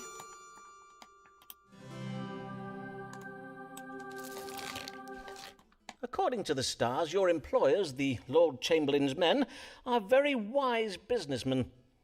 How do you reckon that? On account of them contriving to pay me less than I deserve? Precisely so, Mr. Bell. And being so wise, they doubtless deter their hired men from discoursing upon the coin they receive for their labour, perchance to the extent where the men harbour such feelings of shame and suspicion about it, they would more readily show each other their privy parts before they would show their pay. Aye, 'tis true enough. We oft pull our yardles out when we're jesting about and that. But as for a man's pay, forsooth, 'tis considered most private. Well, such prudery must end if you and your fellow players are to advance your interests, Mr. Bell. Indeed, methinks that if you were all to begin freely discoursing upon these matters, you will find you are not the only player being paid unjustly. If you do decide to demand more coin from your employers, I advise you to unify with the other hired men and speak as one voice. Zah! We shall unify and demand them company sharers pay us equal coin for equal playing. Yes. The querent did lately learn he was being paid less than players who perform masculine roles and sought my counsel on what he might do about it. I did advise the querent to encourage the other players to share knowledge of what they are paid, then go together to demand coin that reflects the value of their skill and experience. Methinks the querent was a little pleased with me for the reading I gave this day. Sounds like a character from EastEnders. Innit? Oh, well, that's not a lot.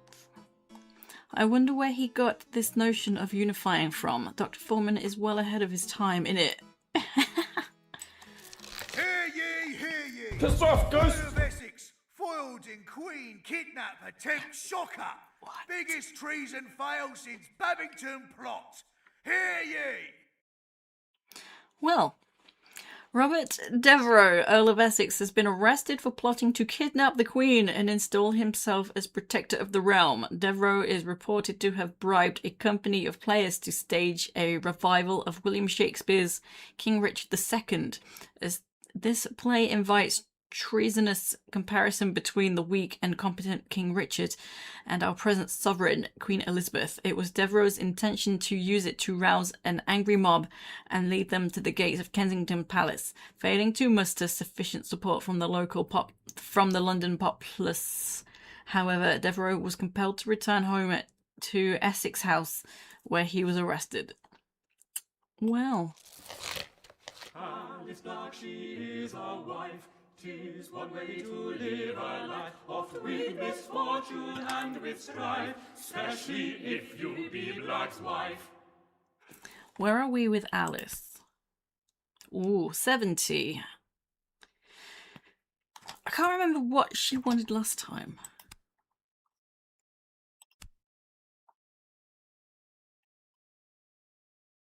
Whether her lover Owen was... Oh, this is where we had to force a wrong answer.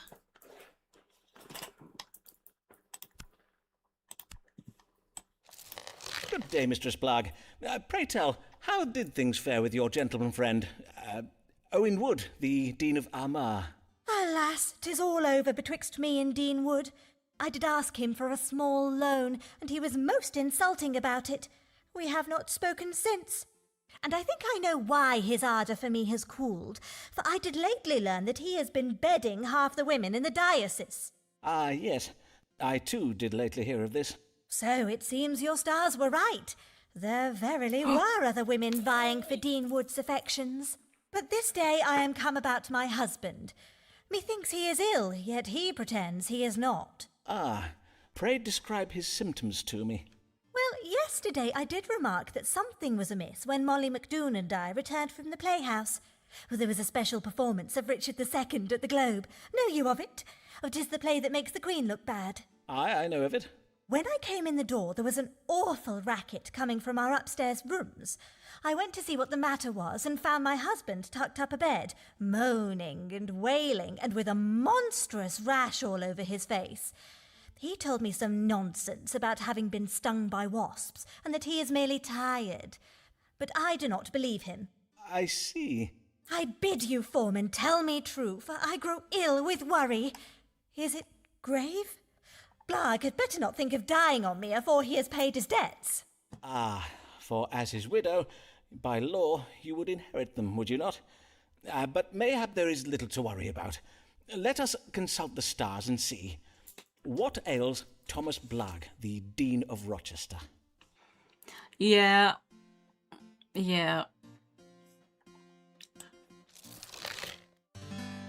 What ails my husband Thomas Blagg? He is sick in bed with a mighty rash. We need to please her. Oh, we are seeing her 2 more times. Or 1 more time, I think, after this one.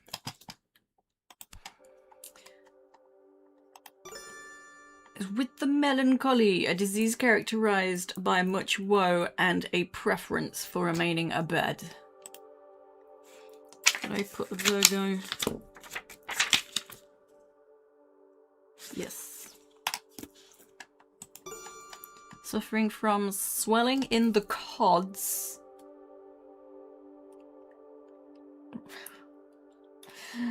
To do with his genital region.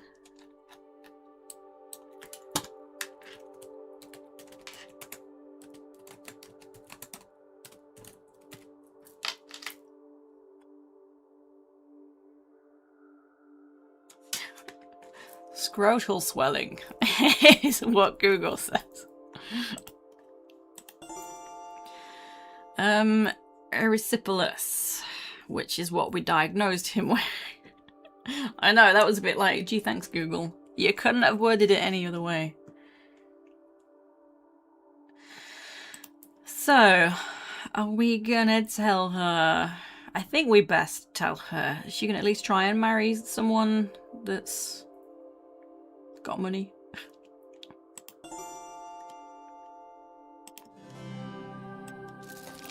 Alas, I am afeard your husband is ill with a disease known as From erysipelas. someone probably. He is in grave danger. Indeed, his case is advanced and beyond treatment. There is nothing to be done now, but prepare yourself for his death, Mistress Blagg. Oh. Madam? Alice? Come, Alice, I will find you a chair. Nay, I must not tarry. I am meeting Mistress McDoon at the Bear for a quiet one. Good day, Foreman. But Alice... She looked a little bit pleased.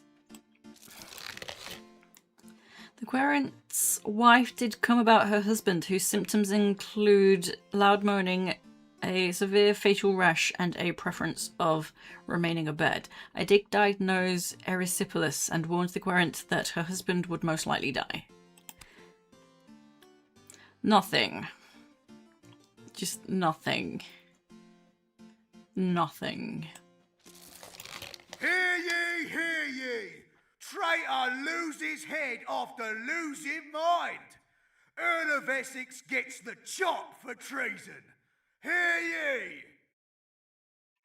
On this day, the 25th day of February in the year of our Lord 1601, Robert Devereux, the Earl of Essex, was executed for treason. The execution follows yesterday's trial, at which he was found guilty of leading a failed plot against the realm. Formerly a favourite of both Her Majesty and the London public, the Earl's surprising betrayal of both Queen and country has shocked the nation. If you try to argue with her, you will have no luck. She'll twist and turn your logic till your reason comes unstuck. Chastise Mary who you like, she will not give up. Will not give up. Indubitably. Well met, Mistress Payne. How fare you this day? Most well indeed, sir, for I am just come from taking my niece on an outing to Tower Hill. 'Twas to see the execution of the traitor Robert Devereux. Ah, yes, Lord Devereux. What a tragic end to a promising career. And such a lovely beheading they gave us. My niece and I very much enjoy the hangings at Tyburn, but a beheading is so much more elegant, is it not? Verily, 'tis a better class of execution, I find, and the royal executioner did go down on Devereux with such skill. A single stroke was all it took to give us the traitor's head. Aye, 'tis true the royal executioner gives excellent... But I have no time to tarry here and gossip with you, Dr. Foreman. I am come on a matter of great concern, and I bid you do my reading with greater care this time, for last time you did alarm me quite unnecessarily with your tale of war in Texas. And whilst the Queen does have the appearance of being naught but a painted corpse, propped up on a throne using artfully placed cushions, she is, in lore at least, still alive. Praised be. Ah, indeed, praised be. And what is this new matter that concerns you? 'Tis that England is filling up with foreigners. Indeed, 'tis been going on for so many years now that in London 'tis rare to hear anyone discoursing in the English tongue any more. The city is crawling with continentals. Ah, then I take it you do not enjoy your visit to the city of London. Oh, nay, I have never been to London. For as I did just say, 'tis crawling with continentals, and Lambeth will soon suffer the same fate if we do not act. Why, only the other day I spied a continental on the high street, a monstrous ogre of a man he was, and as for his face, his eyelashes were so fair he had the appearance of having none at all. Ah, yes, the Netherlanders. 'Tis true the people of the Netherlands can be fair of hair and tall of stature. And 'tis surely no coincidence that Lambeth has suffered an increase in crime of late. We do not feel safe, Dr. Foreman. Every night we ladies of Fore Street do shiver in our beds at the thought of these frighteningly large men. I do not doubt it, madam. Now, let us see whether the stars might allay or confirm your fears. Should the residents of Lambeth be concerned about an influx of continentals? Goodness gracious. Continentals, yes. Oh my. And when Vikings came, people were upset. They had washed and combed hair. Oh my god. Should the residents of Lambeth be concerned about an influx of continentals? Lambeth residents' relationship with the continental immigrants is in danger of turning violent. Some Continentals are lying about why they are in Lambeth. They are come here to rob Lambeth residents of our household possessions. We must not be deceived. Our duty lies with our domestic concerns, which should take priority. Not the Netherlanders! Our queen has been waging war on the continent. Unpleasantness in the name of religion has caused death and destruction. The residents of Lambeth are being somewhat hypocritical. The stars advise countering this hypocrisy.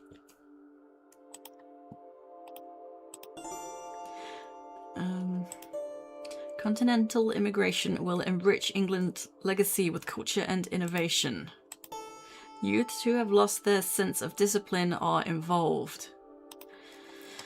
I don't know what to say. Maybe just not A, because this is negative towards the continental folk. So B is implying, well, we are at war, you do have to deal with it. And C is, this is the good thing.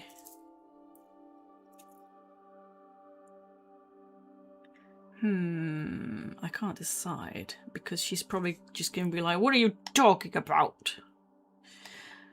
Who is she? Mary Payne. We have nothing with her, because she's so fucking petty.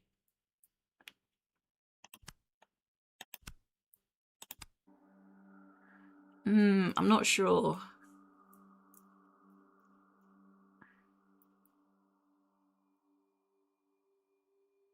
Maybe C, because it's the most positive one. I don't know. Madam, I may assure you that if there be a rise in criminality, the Continentals are not to blame. Then who is to blame? May I suggest the youth of this day? The youth of this day are customarily blamed for social ills, and in this instance it would seem justified. At least, according to the stars. As for the Continentals, it appears that elements of their culture and expertise may one day serve to enrich ours. Consider, for example, the additional dining options they have brought with them to England. Indeed, do we English not tire of our dreary custards and dull mutton roasts? Well, in truth, I am a little partial to their... What are those puffy pancake things with the crisscrossers on them? Waffles, I believe. I will own I am partial to those Netherlander waffles. But pish, Dr. Foreman, you learned men and fancy folk may discourse all you like about having your dinner tables enlivened with foreign cookery, but who is it that suffers when desperate Continentals go a-robbing our houses and a-troubling our women? 'Tis us ordinary folk, 'tis who. I will have my husband write to Lambeth Palace and tell the Archbishop we will have no more of these Continentals in Lambeth. Blessed day, Dr. Foreman. You see, you just can't please her. She was like, oh, well, yes, actually, that's a good thing. But actually, I'm still angry. The querent did come with fears of an influx of continental immigrants. I did suggest to the querent that continental migrants were a welcome addition to English society. Methinks the querent took my advice a little ill. We are not getting a letter from her. I wonder when Mr. Payne will be getting home from the butcher's. I could do with a lovely big bit of gammon this eve. Hear ye, hear ye! Dean of Rochester Cathedral dies. New Dean pledges to refurnish empty cathedral. Hear ye! New Dean pledges to refurnish empty cathedral.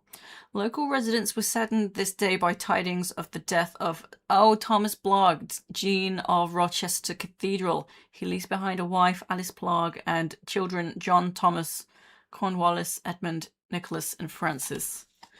Aww, sad. Countrymen, at ease is our reward, for it is not enough to be by fans adored. For you we sigh, we true and soon, when we see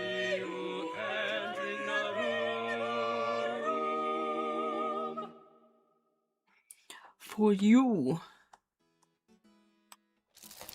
Good day, Mr. Bell, and well met. I recall you were hoping for a pay rise. How did that go? Well, I got a pay rise, innit? I took your advice about banding together with the other hired men and gabbing about how much coin we was getting. Turns out, another one of the lads weren't getting paid enough for his lady parts neither. So, we all refused to do our rehearsals until the boss man fixed it. Well done, Mr. Bell. I must say I am most proud of you.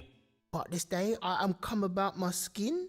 She's so clapped, I need boss twice as much man. Ceruse as normal.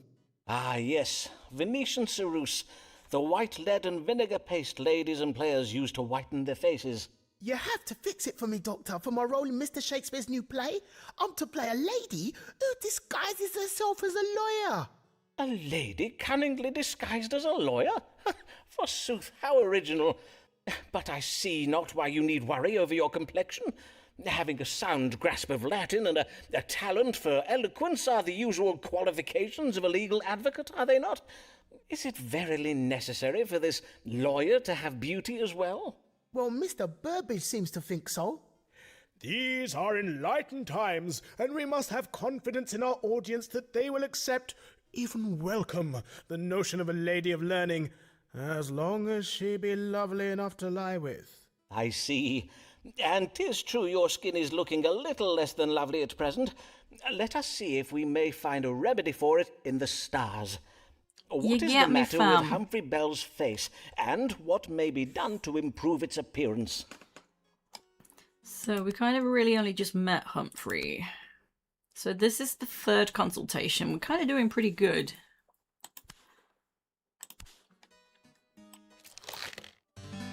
What is the matter with my skin and what might be done to fix it up? Suffers from melancholy, a condition that can make the skin appear pale in appearance and induce fanciful imagings in the mind. Definitely not that, because even the foreman said it didn't look right. From distemperature of the liver occasioned by some kind of poison. That would be the lead.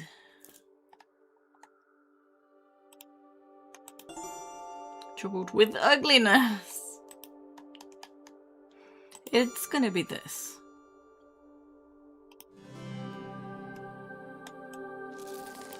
The stars indicate that your skin troubles are occasioned by the ceruse paste you're applying to your face.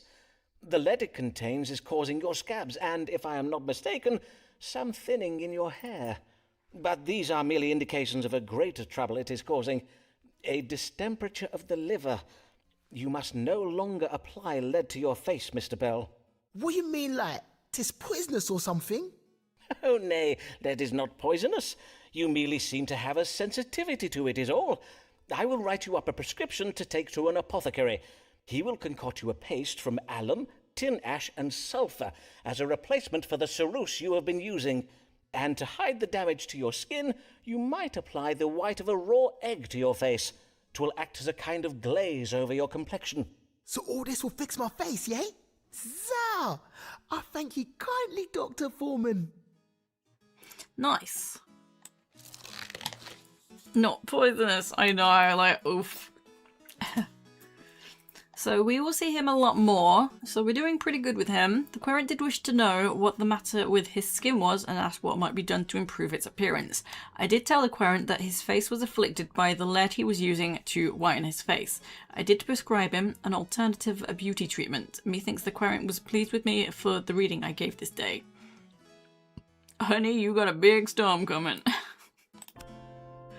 Nice. Mr. Foreman, doubtless I need not explain why you have been brought before the College of Physicians this day.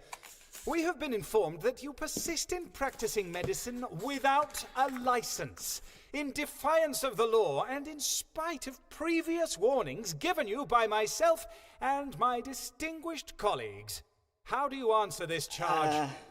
Well, what do you have to say for yourself, Sirrah? I say that I am a good doctor, and that my many years of experience have allowed me to perfect my methods as a true physician.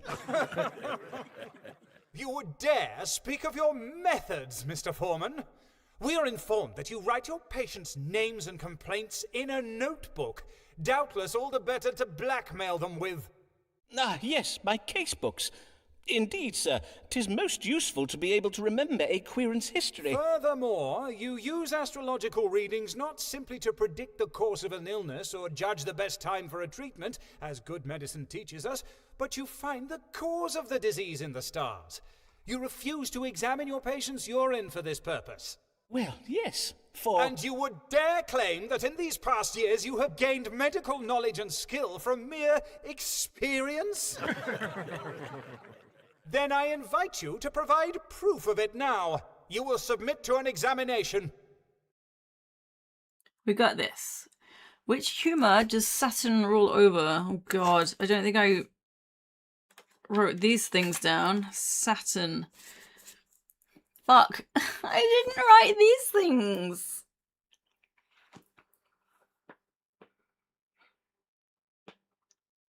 I think yellow bile. No. Someone with excess of black bile may exhibit. I think it's the melancholy, choleric temperament, sanguine temperament, exceeding vexing temperament. Yes. Which planet rules intelligence? I know this one. Mercury. Which zodiac rules the head? I know this one. Aries. Silence! Simon Foreman, you have failed this examination. I got one wrong. And thereby have proved yourself unfit to practice medicine. Remove this charlatan, this carnival quack from my sight. What, again? I demand to speak with my legal counsel. You will regret this. I think, even though I got one wrong, I have a feeling that that would have happened regardless. Like, it doesn't matter if I got them all right. Mail. Sir, it was with shock and distress that my dear husband Lancelot and I did learn of your current situation. Oh, from Emma Moore now. But worry not, Dr. Foreman. If you will be freed from jail this very day, when I reminded Lancelot of how well you have served him over the years, he did not hesitate in bidding his father, Sir Alfred Moore, to exert his influence on your behalf. But Sir Alfred does warn that the College of Physicians cannot be obstructed for long, and that you verily ought to produce a medical license.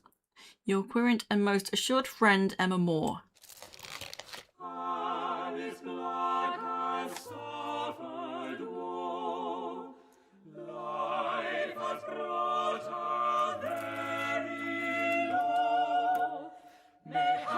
Some solution though, reach the stars and we shall know. No worries, Jay. So yeah, her husband just died. Well met, Alice, dear friend. Tea time. Since your husband's death, I have oft thought of you.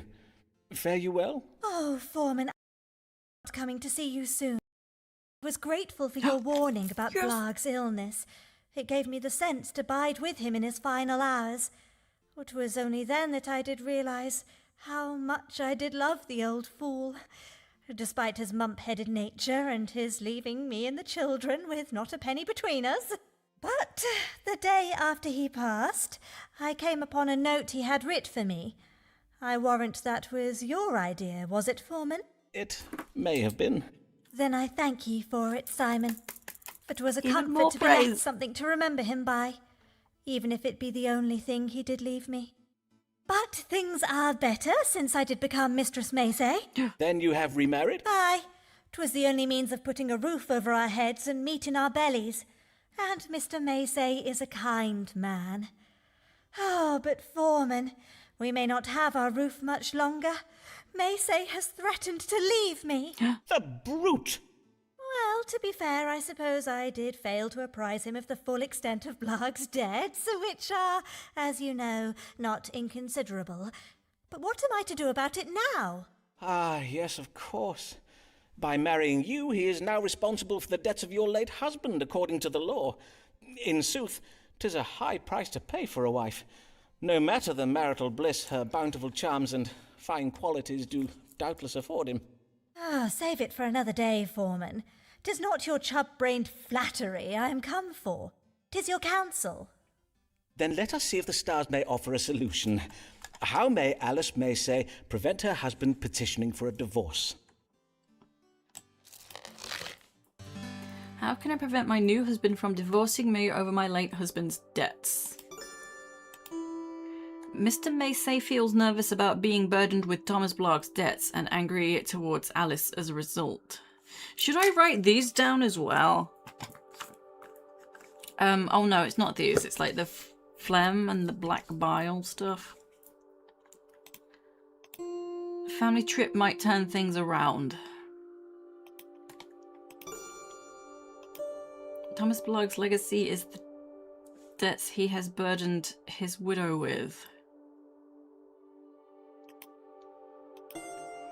God is punishing the deceased Thomas Blogg by visiting the evil sins of the father upon his widow and children.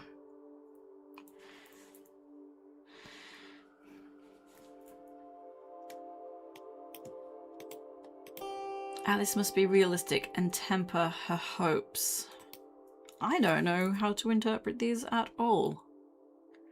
Either go on a trip or just accept it.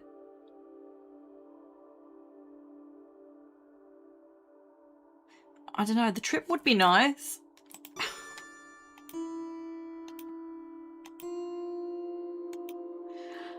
Shall we just go with A anyway?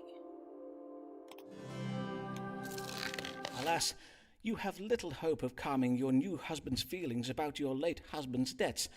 Yeah, nice distraction. The stars suggest that your family might go abroad, and thus put yourself out of the reach of Blagg's creditors. You must do this without delay. Go abroad? You mean where foreigners live? Oh, don't give me negativity. My chart We've got also the thing. suggests that you find some creative solution to ensure your husband's cooperation in such a project. Has he ever expressed an interest in the New World colonies? Or perchance you might suggest an extended tour of Roman antiquities. Nay, but I will put my mind to it. But if we do go abroad, this is doubtless the last time I shall ever see you, Foreman. Okay. So this was the last one. The querent did wish to know how she might prevent her new husband, Mr. Maysay, from divorcing her over Thomas Blogg's debts. I did suggest the querent think of a reason for the family to move abroad, where they would find themselves beyond the reach of Blogg's creditors. Methinks the querent was pleased with me for the reading I gave this day. Coitus post-consultation. Do we need 2 more? Come on, Alice, you can do it. Maysay was chump-headed enough to marry you, so mayhap he'll go abroad with you as well. Hear ye, hear ye. Nation mourns death of beloved Queen. King James of Scotland tipped to succeed to the English throne. Hear ye. All England is in mourning as news spread of the death of our beloved sovereign, Queen Elizabeth Tudor, oft referred to as Good Queen Bess by her subjects, expired of natural causes on this day, the 24th day of March, the year of our Lord, 1603. Although Her Majesty left no heir nor named a successor, her cousin and nearest blood relation, 57-year-old James Stuart, King of Scotland, is rumoured to be travelling down from Edinburgh to be crowned King of England later this week. Where are we? So, Emma Sharp. We have one more consultation and it doesn't look good. I mean, I don't have high hopes. We need to tell her what she needs to hear. Remember that. Don't tell her the truth. Tell her what she needs to hear. Because we fucked that one up last time. 1, 2, 3. 4, 5, 6. I need 2. Humphrey Bell, you must not take so ill, for though your beauty does fade, we do adore you still. Our eyes so wide, our thoughts so unrefined, at the sight of your shapely behind.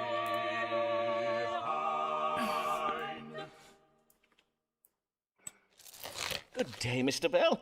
Oh, I must congratulate you on your performance of the comely lady lawyer in The Merchant of Venice, and methinks your skin is much improved. 'Tis verily glowing. Aye, Dr. Foreman, changing my lead paste for sulphur worked very well.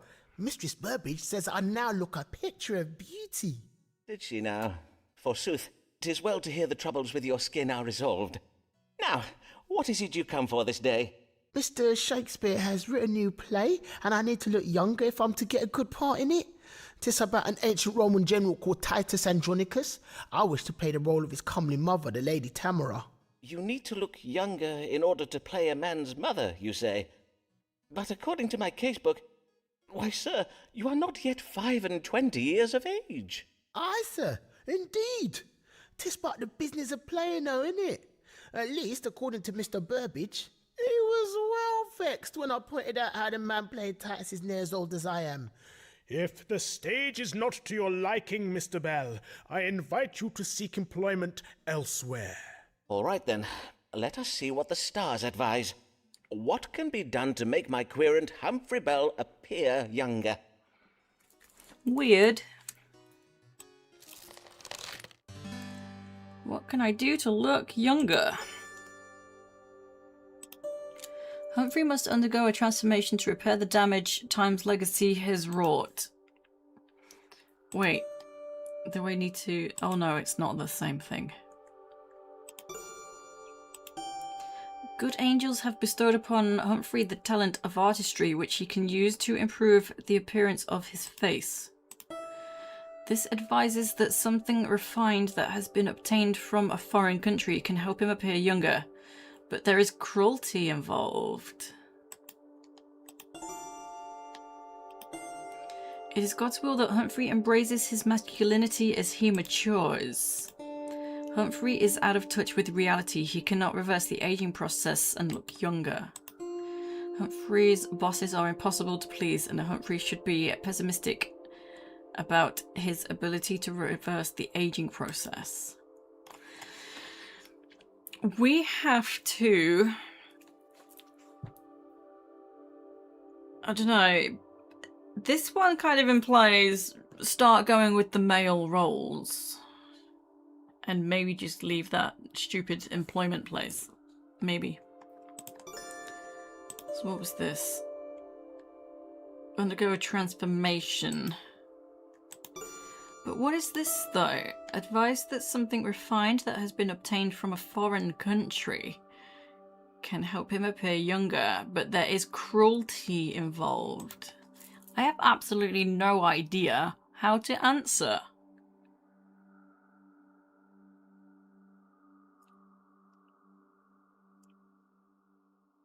Anyone else got any thoughts? So B just kind of seems like, yes, you can do something. However, it's not going to be very nice for someone involved. This is just embrace getting older. Sell him the foreign stuff. How you doing, Dim? Like, I don't even know what it's talking about either, though. That's the other thing. Must undergo a transformation. And all I can think about is Clayface. Every time I see trailers for Clayface that's coming out, it's terrifying and awesome.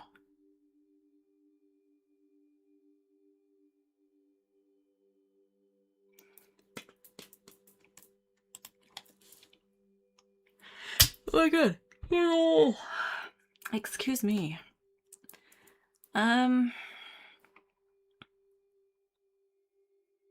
You're good, been lurking because it is yet another Saturday where you play catch up with the housework, damn.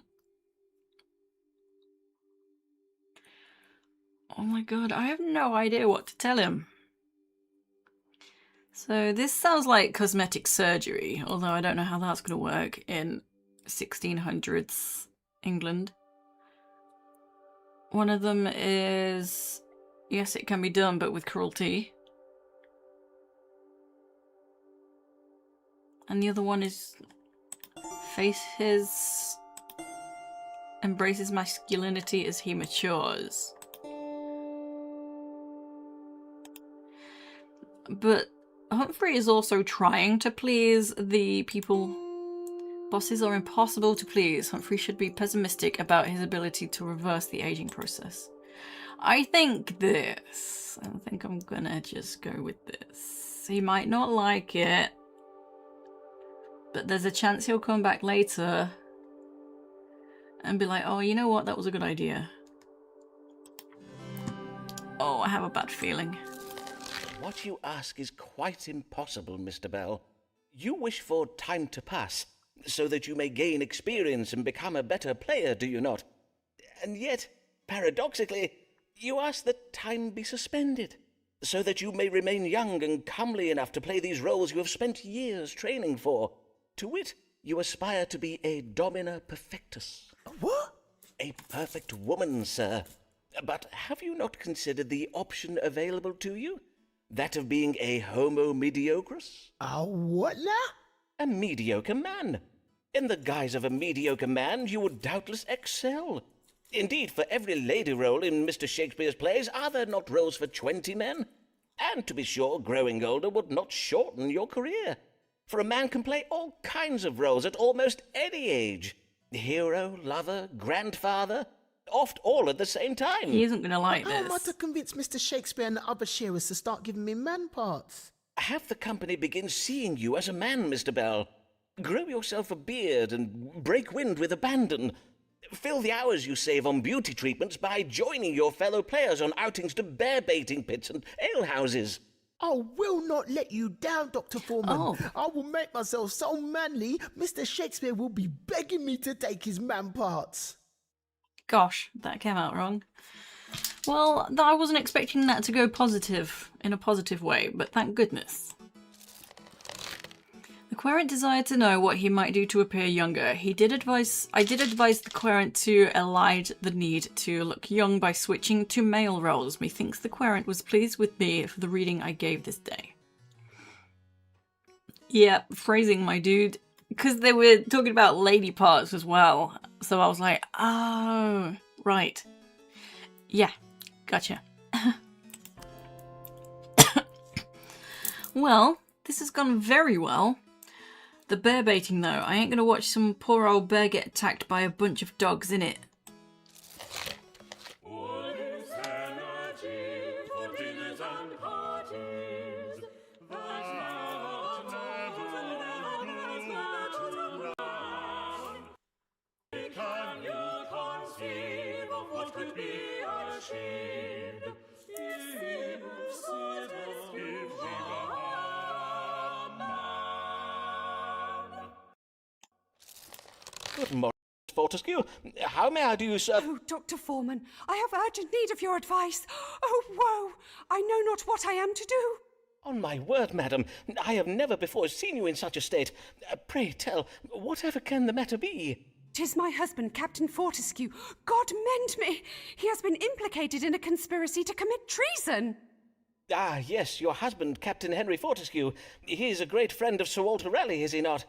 Oh, methinks I see your problem. For Raleigh has been implicated in a plot against our new king, has he not? 'Tis said the plotters wished to oust the king and install the king's cousin on the throne. Or was Raleigh involved in that other plot? The one to kidnap the king and force him to appoint a more religiously tolerant privy council. In truth, there are so many plots against the English throne these days, 'tis hard to keep abreast of them all. Indeed, I know not which plot Sir Walter was arrested for, but I have heard tell that the Privy Council seeks to find conspirators amongst his associates. Hence I have been hiding my husband in our cellar and pretending he's still away at sea. But why would your husband fear arrest? Was he involved in Sir Walter Raleigh's plot? Nay, he was not.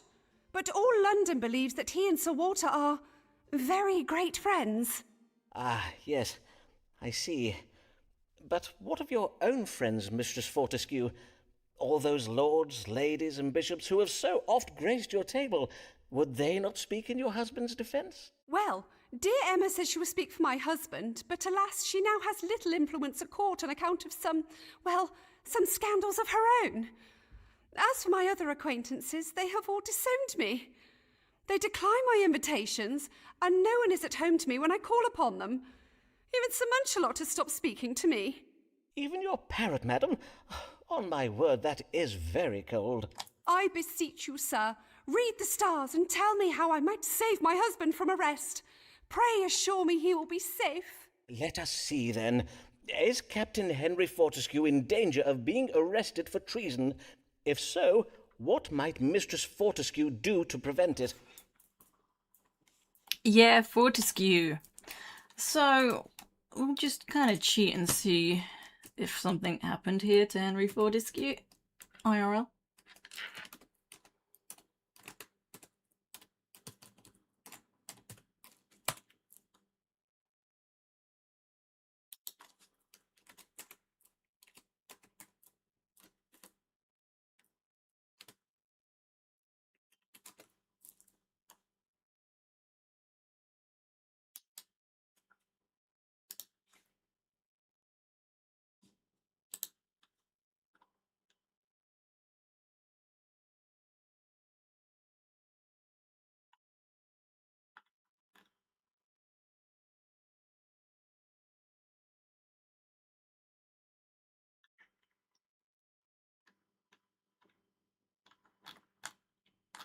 I don't know.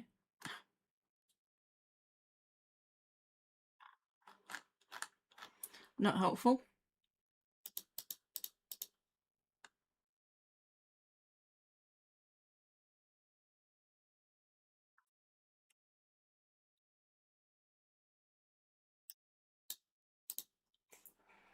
Welcome back, Jay. I'm kind of doing another Google on this Captain Henry Fortescue. I'm wondering if he didn't exist.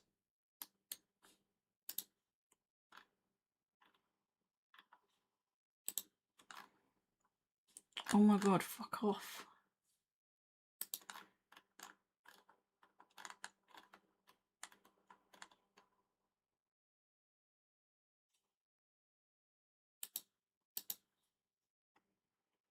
I cannot find anything.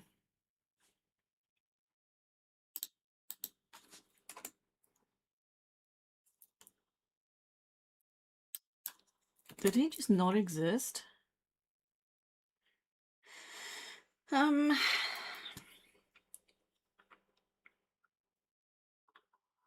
These dates aren't adding up either. They say the 1500s when it's actually just past the 1600s. Does he go on to become Sir Daniel Fortescue? Perhaps.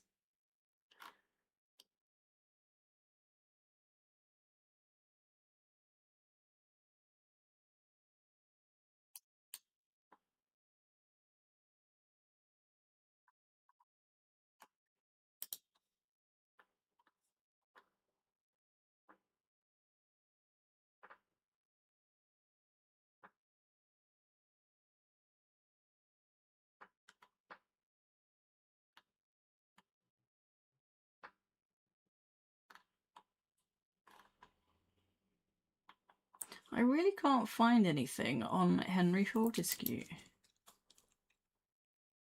Wait.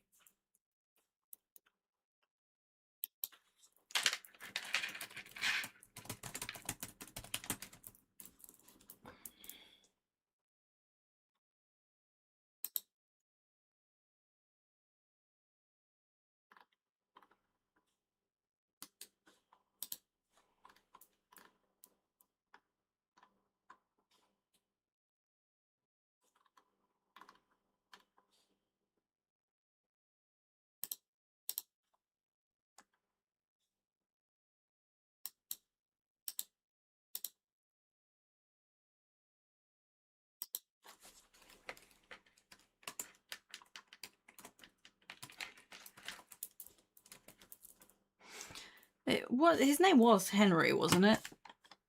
Let's have a look, see what it's gonna say. Oh, it just says husband. Will my husband be arrested for treason, and is there anything I might do to prevent it?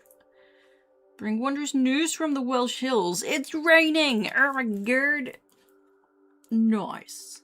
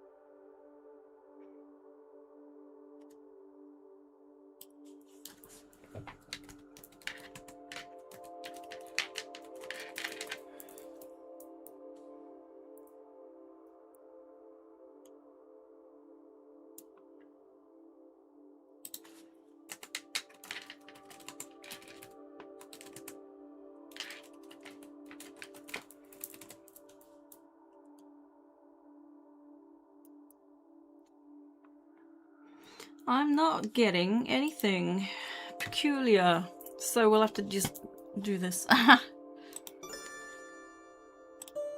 The Fortescue family's reputation is dead. They will go down in history as traitors. God will punish Captain Fortescue violently for his part in the conspiracy. Sybil Fortescue is deluded and lost touch with reality. Well, that feels a bit harsh. The king will soon be waging a violent war in a foreign country, thus distracting him from hunting for Raleigh's co-conspirators. For real? Mistress Fortescue may be optimistic about her husband's fate, for the plot against the king will soon be taken far less seriously than it is now. Despite what she may think, Sybil Fortescue can still use her social authority and influential relationship to aid her husband. The intelligent course is for Sybil to keep her distress a secret from the world and behave as if she has nothing to fear. Hello, Demord. How you doing? I don't know, because I don't know what happened. I mean, it doesn't even matter because we already have her letter.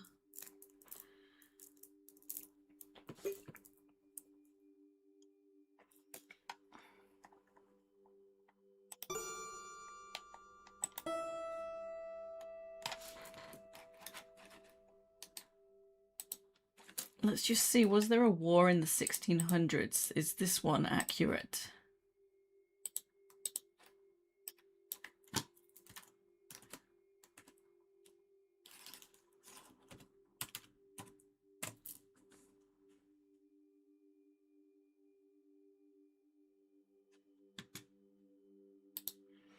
(1618 to 1648), 30 Years' War.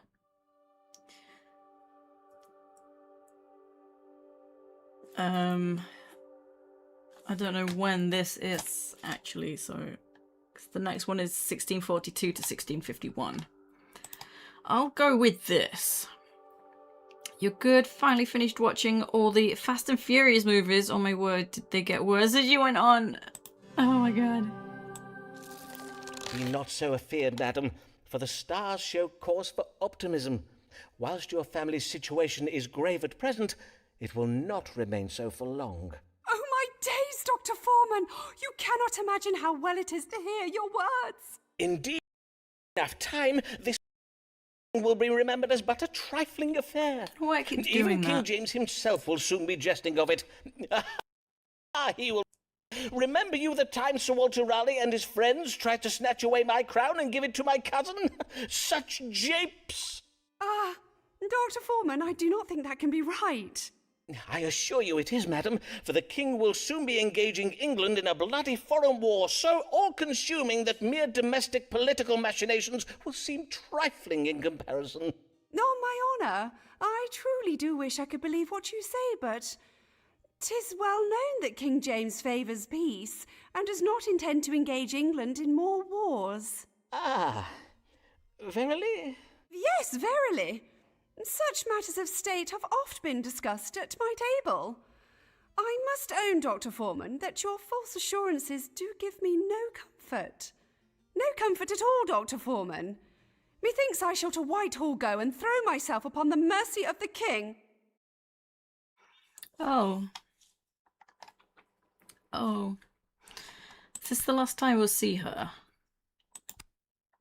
Yeah. But we have a letter anyway, so whatever. The querent wished to know whether her husband would be arrested for treason and how she could present it. I did advise the querent not to worry, as a foreign war should soon distract the king from seeking to punish traitors. Methinks the querent took my advice rather ill. Perchance, if I were to sell my jewels, I could have enough coin to bribe a lord of the Privy Council. Humphrey Bell, your time upon the stage grows near to its end as you advance in age. But hold, no tears, come down, resign, your fears, you're just too old to earn a living wage. What do you mean? Good day to you, young sir. May I say, your playing of Titus Andronicus's comely mother was excellent. Well, a wondrous performance, Mr. Bell. Aye, well, I did ask for a man's part, like you told me, but boss man just winked at me and said he'd consider it, but only if I convince Mistress Burbage I'm a man first. Forsooth, how strange. I wonder what he meant by that. I know what he means though, innit? Mistress Burbage wants to move to me and Mr. Burbage knows all about it. On my word! But surely, Mr. Bell, if Mistress Burbage's attentions occasion you discomfort, you have merely to tell her so. Make it plain you wish your relationship to remain professional and bid her abstain from any amorous advances. You what? Nay, sir. If I air her, she'll be vexed and I could lose my job. Know you what I mean? Ah, I see, yes. If she were to take umbrage, she might use her influence over her husband to prevent you from getting work. Well, I do have a recipe for a very effective aphrodisiac. Nay? Then let us see what the stars advise. How might Humphrey Bell calm the ardour of Mistress Burbage without it costing him his career? Goodness. I call the guy at the vape shop your boss man. How might I calm the ardour of the Mistress Burbage, Richard Barbage's wife? Has a choleric temperament when it comes to affairs of the heart. She prefers to be the one in charge. Is troubled with a habit of indulging in lustful passions. Oh my god, I have an itchy nose. Yeah. Yeah. I don't really understand. A habit for indulging in lustful passions. Has a choleric temperament when it comes to affairs of the heart. She prefers to be the one in charge.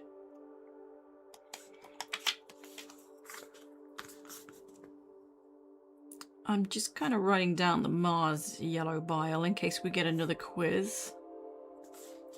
I don't know why I wrote it there.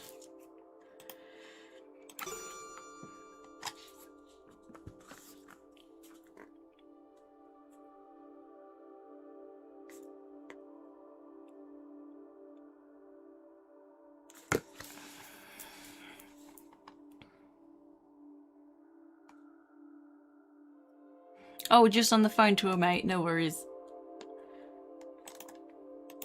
So, choleric temperament, like what does that mean?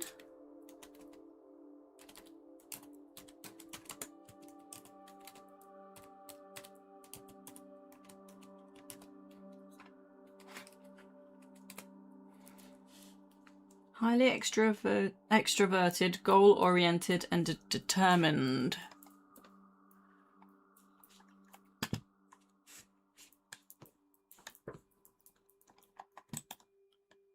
I don't know which one to choose. Like, kind of, what's the difference? Troubles with a habit for indulging in lustful passions.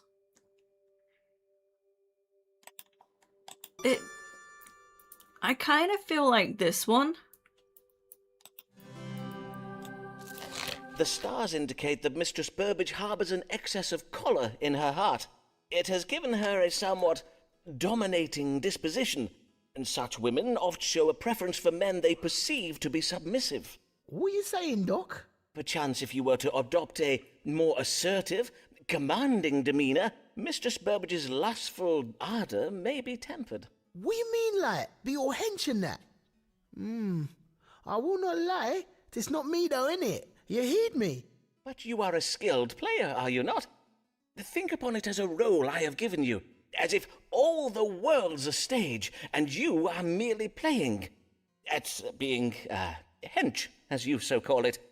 You can do it, Mr. Bell. Aye. Yay, methinks I can. I thank you kindly, Dr. Foreman. Well, I hope this works out.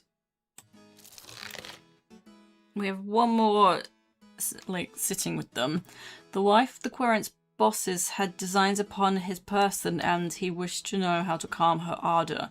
I did suggest that Mistress Burbage had a choleric heart, and that if the querent were to adopt a more dominant posture, her ardour for him may cool. Now this could go the opposite way. Methinks the querent was a little pleased with me for the reading I gave this day. Ooh, so we might get this if it works out. Next time Mistress Burbage stokes the fire and tells me to take off my doublet, I'll tell her man's not hot in it. Hear ye, hear ye! Raleigh's ally, Henry Fortescue, arrested for treason! Oh no. Hear ye! In a raid on his house early this morning, Captain Henry Fortescue was arrested for his part in a plot against the king. Neighbours report that he had been hiding in his basement to escape punishment. His wife, Sybil Fortescue, formerly much renowned in royal court circles for her dinner parties, has vowed to fight to prove her husband's innocence and win his freedom. Sources say that she had better get on with it, for if he is convicted at his trial this evening, he will be executed tomorrow morning. Holy crap. That's quick. Oh God. Is doubtless a fool, yet men of his class are destined to rule. They tell us 'tis but the order of things, as is the divine right of kings. Good evening. How may I do you, sir? Mind to take up a profession and have your counsel on it? I see. 'Tis military, considering, I presume. You wish to distinguish yourself in battle? Nay, 'tis a career in the church. I have a mind to take holy orders. You wish to become a clergyman? And what does your wife think of this? My wife? What wife? Oh, Emma. My mother had the notion that she was poisoning my wine, and there was the most monstrous fight over it. But it was all resolved in the end, for my father did have my marriage annulled. All I had to do was swear to His Grace the Archbishop that my marriage was never consummated. According to His Grace, non-consummation is exceeding common. Indeed, he has known many a man in a similar predicament to mine. I do not doubt it. By the by, was it also the Archbishop who suggested you embark upon a career in the church? Yea, in point of fact it was. You are very astute, Foreman. It seems the Archbishop has had his eye on me for quite some time. Verily, indeed. He says I show great promise, and that under his personal tutelage I should rise very rapidly. He even said he has a mind to make me Bishop of Salisbury. Ah, yes, the much-coveted Bishopric of Salisbury. But before I make my final decision, Foreman, I thought I'd better come to you first. Aye, very wise of you. Then let us see what the stars foretell. Would my querent, Lancelot Moore, enjoy success as a clergyman? Wishes to diddle little boys in the church? That's not what I interpreted.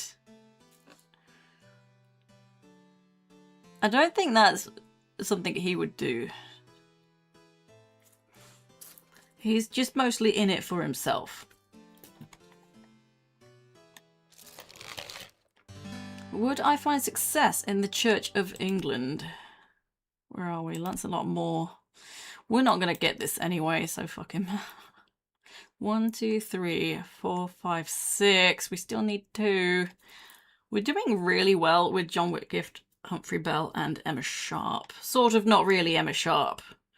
Because I fucked up and I answered wrong. I can't believe I did that. It's really bothering me that I answered wrong. Do not trust any man who gets a divorce to become a priest. That's not what happened. He got a divorce because she was trying to kill him. Would I find success in the Church of England? Vile hidden motives are at work. Promises will be broken. Scandal.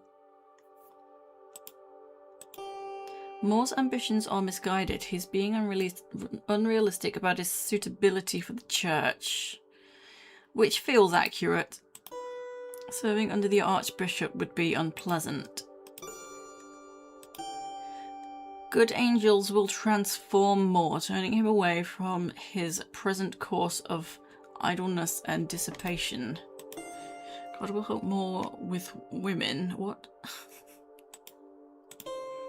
London will resound the flattering gossip of Moore's piety and seriousness, thus enhancing his romantic appeal.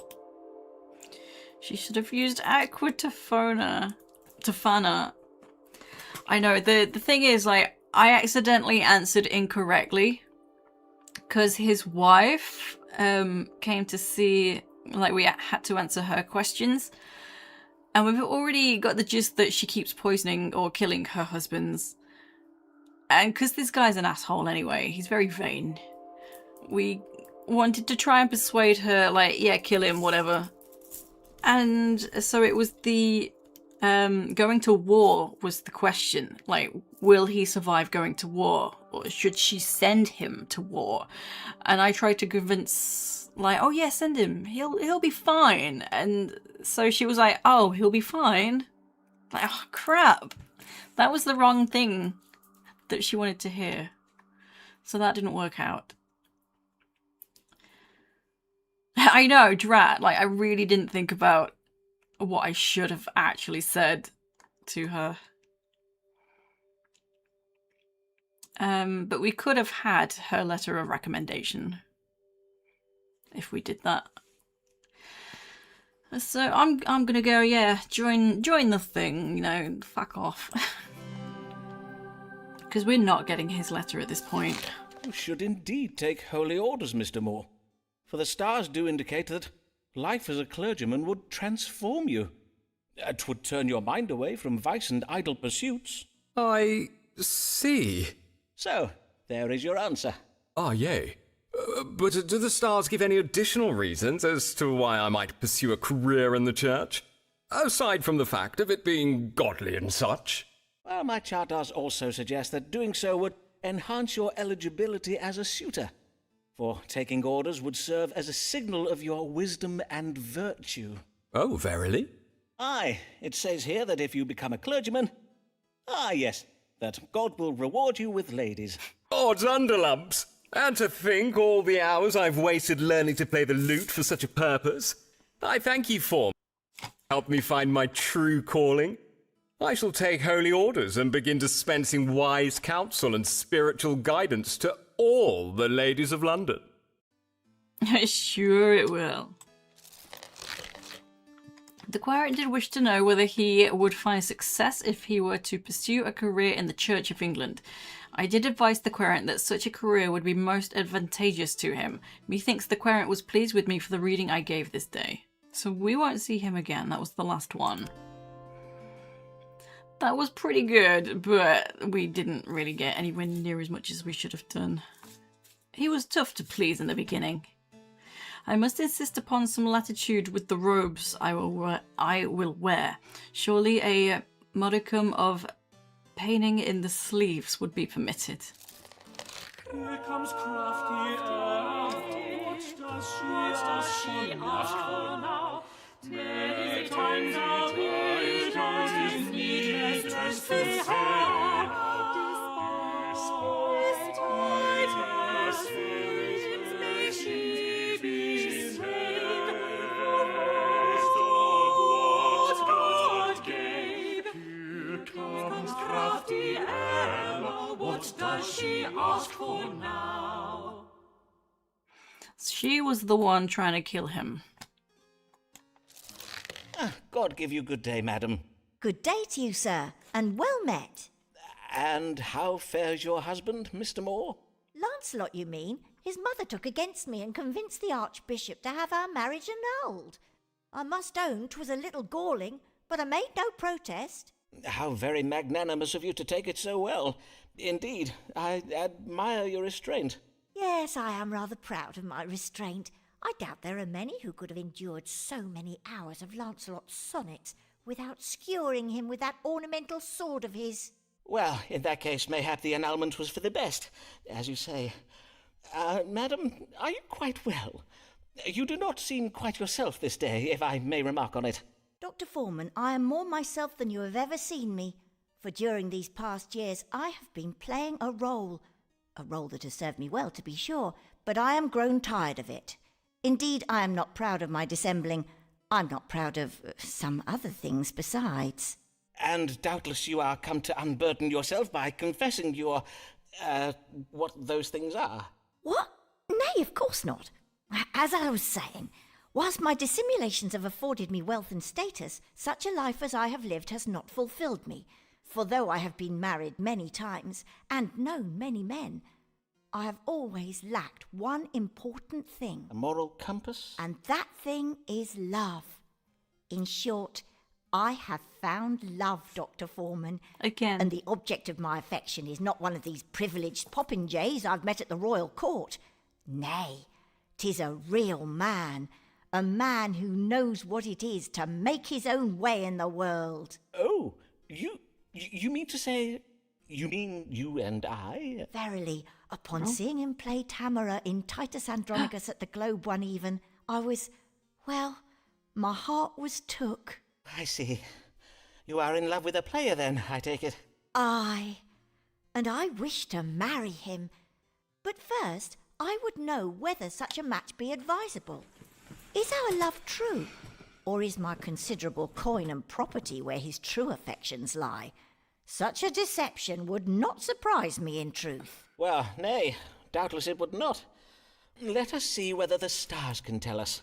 Goof user, how you doing? Get his ass.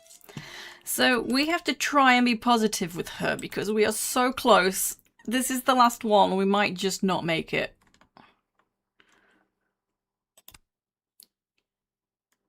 We need 2 more.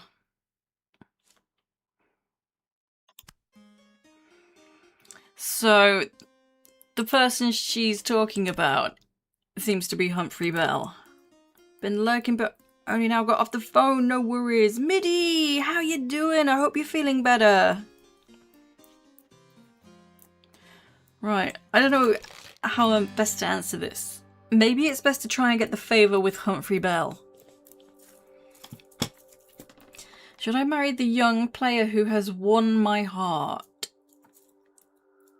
You are, gave you pain meds. Nice. I'm good, thank you. Emma's bow hides evil intentions. Emma's head has been turned. She is deluded in her hopes. The mind of Emma's beloved is on the coin he would inherit when Emma dies. If Emma and I were romantic partners, I would not trust her. Emma's duty as a wife would be impossible to fulfill. It is cruel to deprive a man of children. Emma's relationship with her young man has changed her. A marriage between Emma and her beau would be faithful and enduring. This is suggesting she won't try and kill him, I think. I might go with this one. This one seems good. Managed to start the emotes last night as in the finals. Nice. Ooh. I can't wait. I keep saying I can't wait. Mom, are you going to keep this one alive? She's turned over a new leaf. It seems that way considering the exchange with the doctor just now. So I'm going to encourage this. Hopefully it will work out. The stars bless the match between you and the young man. They do not think it would be bad for him in some way. They do not judge. The chart indicates that your relationship with this young man has changed you. It would be a faithful, lasting marriage. Verily? I must own I dared not expect such a happy ending to my story. I thank ye heartily, Dr. Foreman. Don't try and kill this one. Quite the leaf to turn, but turned nonetheless. I hope so. The querent did wish to know whether she should marry the young player she is in love with. I did advise the querent to marry her young beau. Methinks the querent is most pleased with me for the reading I gave this day. Oh my god, 1 more to go and I have 90 with 2 people. Oh, yes! Indubitably! I shall this eve to the playhouse go and ask my Humphrey to ask me to marry him. I'll ask him to ask me. And then he still asked me. Verily. Humphrey Bell, our first remark is closed. For your acting is fine, you wear too many clothes. 'Tis hot, revive not, fast not, sit down, recline upon this couch and take a little wine. Goodness. Thank you for the hydrate. I have just a tiny bit left, but I assure you I've drank all of this today on stream. Thank you for the hydrate.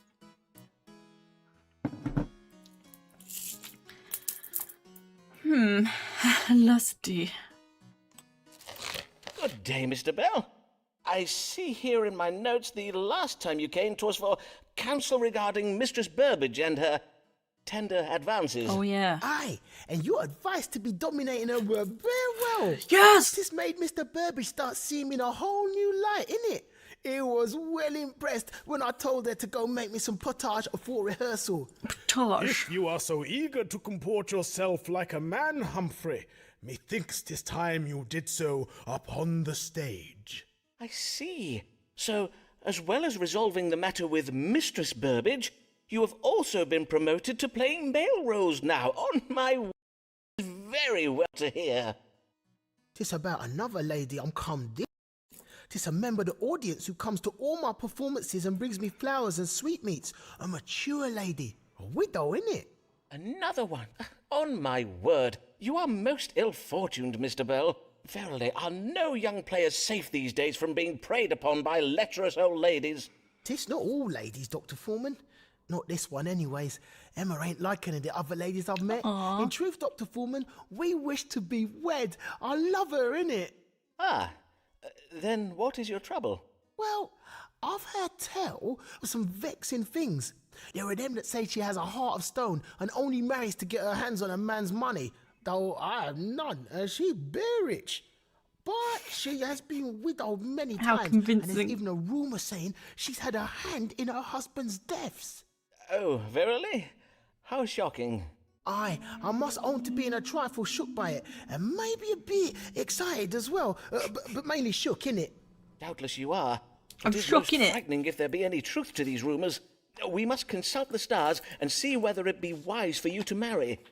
Should Humphrey Bell wed this wealthy widow, and what will become of him if he does? I have a good feeling we're going to do it. We're going to go for it. Excuse me. A bit of gas, I apologise. Should I marry the wealthy widow? The lady's psychotic instincts regarding the amassing of wealth have changed. The rumours about the lady are cruel. Humphrey can expect a pleasant inheritance from this lady as she is very rich. In time, and if he keeps faith, Humphrey will have children with this lady. Beneath her gentle exterior, the lady harbours hidden motives, so not C. A death will occur on the couple's honeymoon. The lady has creative approach to her marriage and is not to be trusted. I don't want to talk about the rumours. Although... she's changed. Next time he gonna be like, oh, I put a baby in her, innit?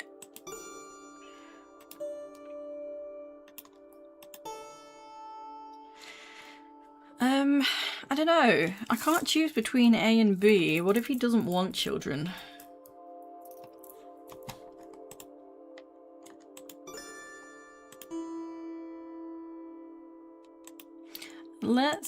So what was B? Yeah, I'm gonna go B. Inheritance and having children. Mr. Bell, it has been my privilege to guide you over the years in matters of work and in life. Wisely, I hope, but certainly with the greatest sense of care for your well-being. Indeed, I have come to think of you as a father might think of a son.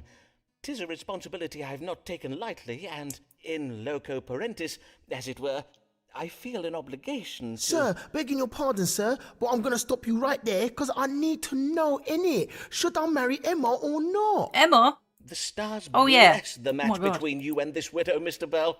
Forsooth, she is, let us be frank, wondrous wealthy.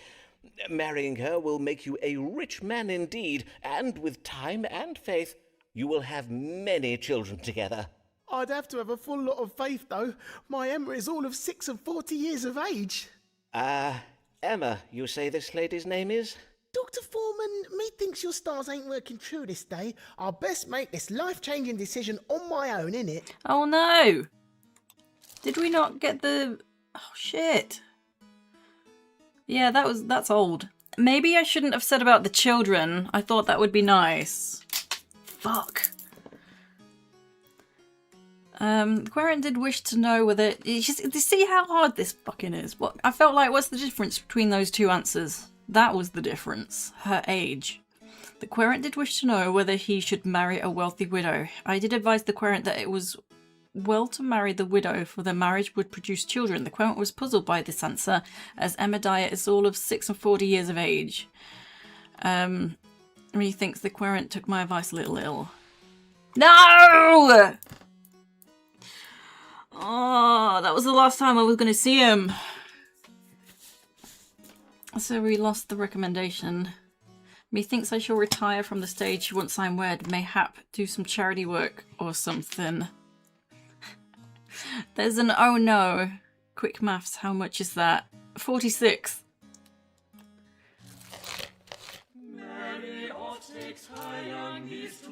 Oh no.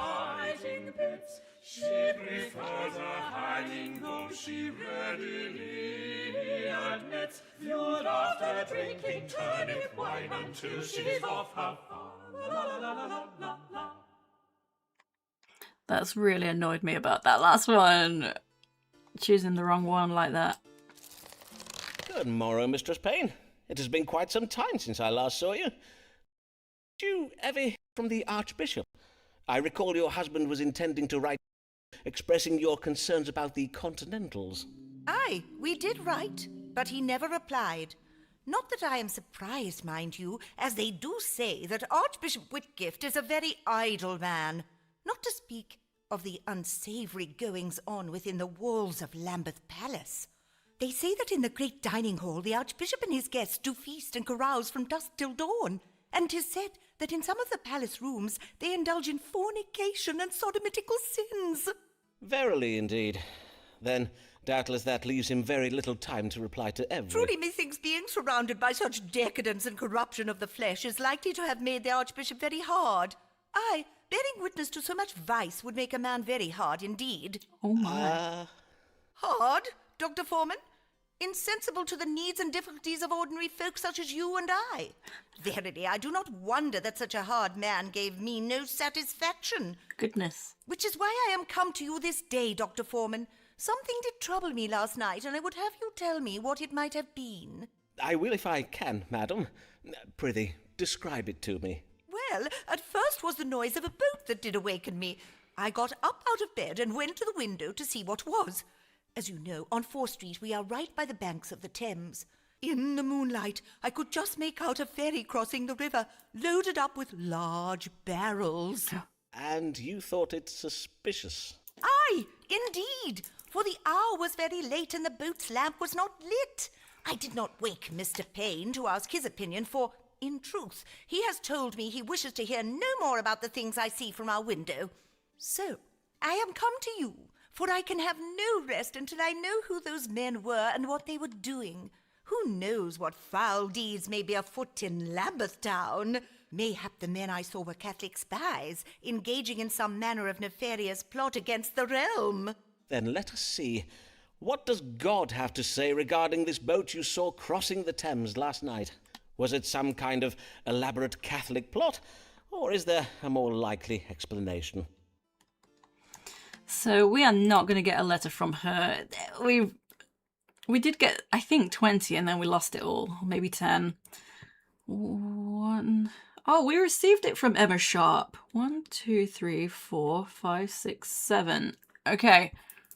Okay, so I knew I had 7. Oh, I can't believe I missed Humphreys. I have to get it right with John Whitgift. So Mary Payne, it doesn't matter. Because I'm not getting it. I saw a boat crossing the Thames in the dead of night. Are they Catholic plotters? Unpleasant and delusional. Wants to change the world. That is the legacy she intends to leave. Is unhappy with her children. They are doubtless grown up and are now neglecting her. Probably A. Goods the boat was transporting were of questionable provenance, whatever that said. The boat's journey was undertaken for evil purposes. The information should be reported to the authorities, ideally a friend or acquaintance with some connection to them. The ambitions of disloyal, untamed forces are at play here. The world realm always makes you think of Spyro. I'm just gonna go with A, cause fuck this bitch.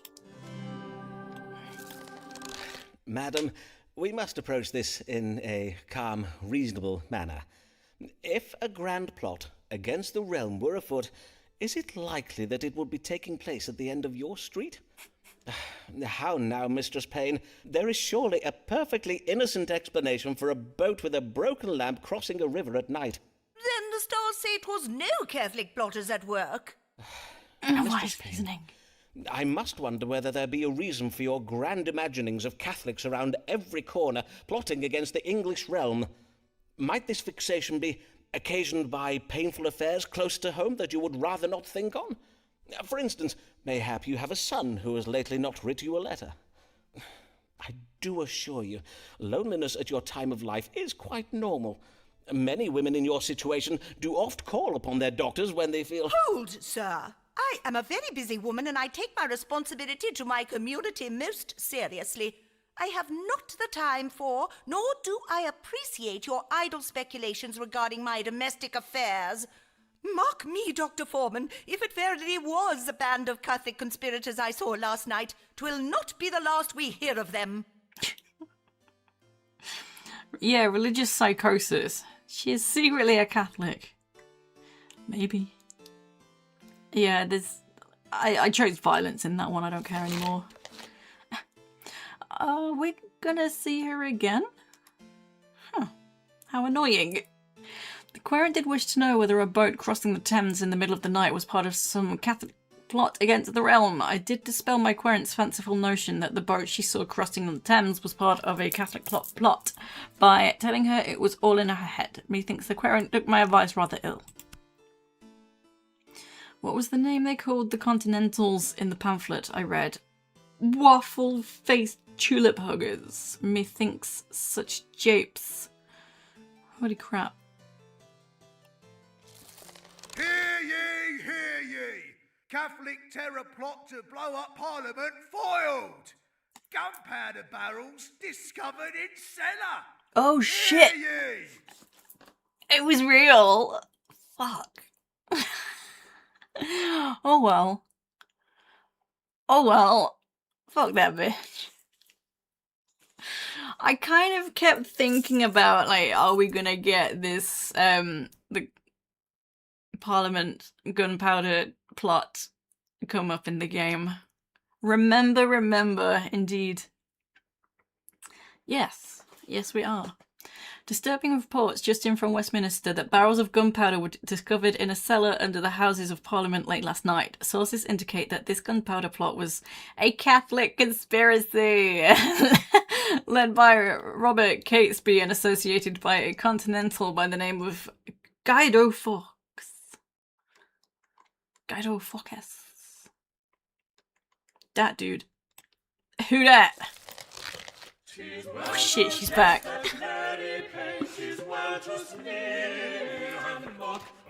It's the V dude. But for now, let's laugh at her and how her niece laughs. How her niece laughs, la la la la la la. Goodness.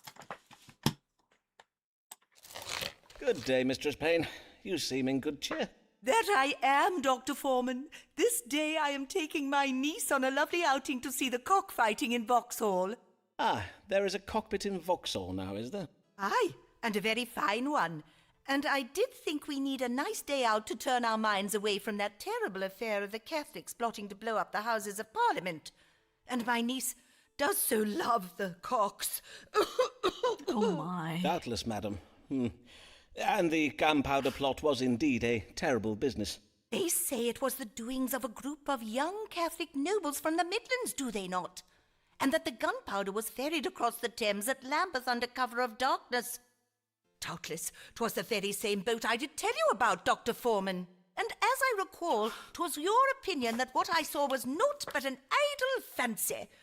On my honour, Dr. Foreman, I warrant you would not be so quick to dismiss my concerns now. Indeed, after this frightening affair with the gunpowder, many folks in Lambeth are paying heed to my warnings about Catholics and Continentals. Doubtless, madam. But this day your concern should be your health. For I do remark that your eyes are red and irritated in appearance. And you seem troubled with a hacking cough. For how long have you had these troubles? Only these past few days, and as well as my eyes and my cough, I do also find it a trifle vexing to breathe. Then let us now consult the stars. What ails Mistress Mary Payne? I told you so. Conspirators. Yeah, mind your language. Vengeance. Okay. I think this is the first time we're actually diagnosing a problem. My eyes itch, I cough, and I find it hard to breathe. What ails me? Bloodshot eyes. Condition characterized by red, itchy eyes. Where was areas? And eyes. North, how you doing? I'm good, thank you. Lungs have been harmed by the inhalation of noxious odors. Suffering from the green sickness, a disease that can provoke short-windedness owing to a buildup of venereal frustration. The fuck? Venereal frustration.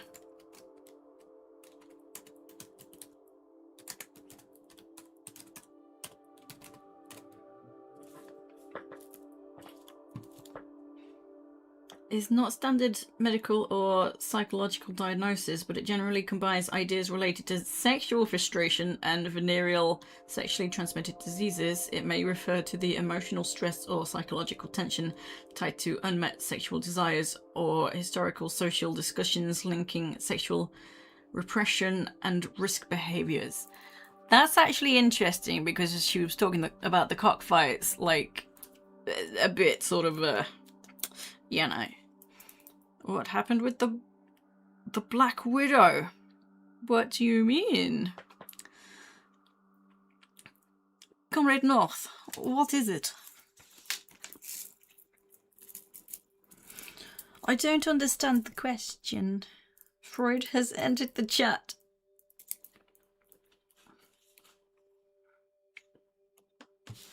I feel like it might be this.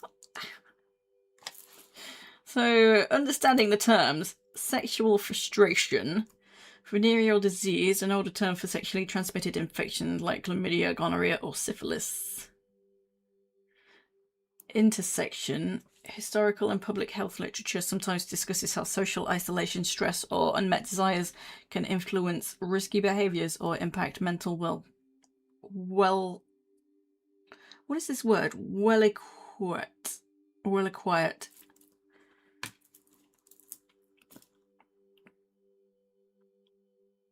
Yeah, medically she needs to get laid. Coitus post-consultation. Last time there was a woman. Oh, and dude wanted to marry a widow, and we decided the dude wanted to marry a black widow. I fucked up the answer. So that one was, the woman was asking, should her new husband go to war. And so one of the responses was, no, the people are like, these people are savage. But it's good to do the right thing for your country. And because she was asking, like, oh, so he'll come back just fine? Because I chose, like, go to war, he'll be fine.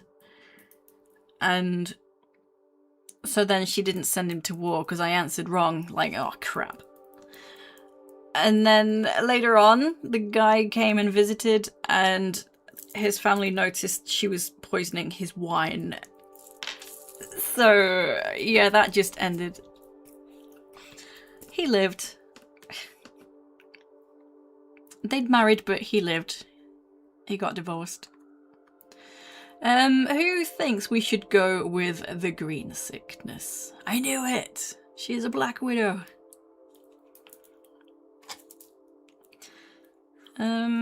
You. It doesn't seem accurate, but, like, it feels probably correct.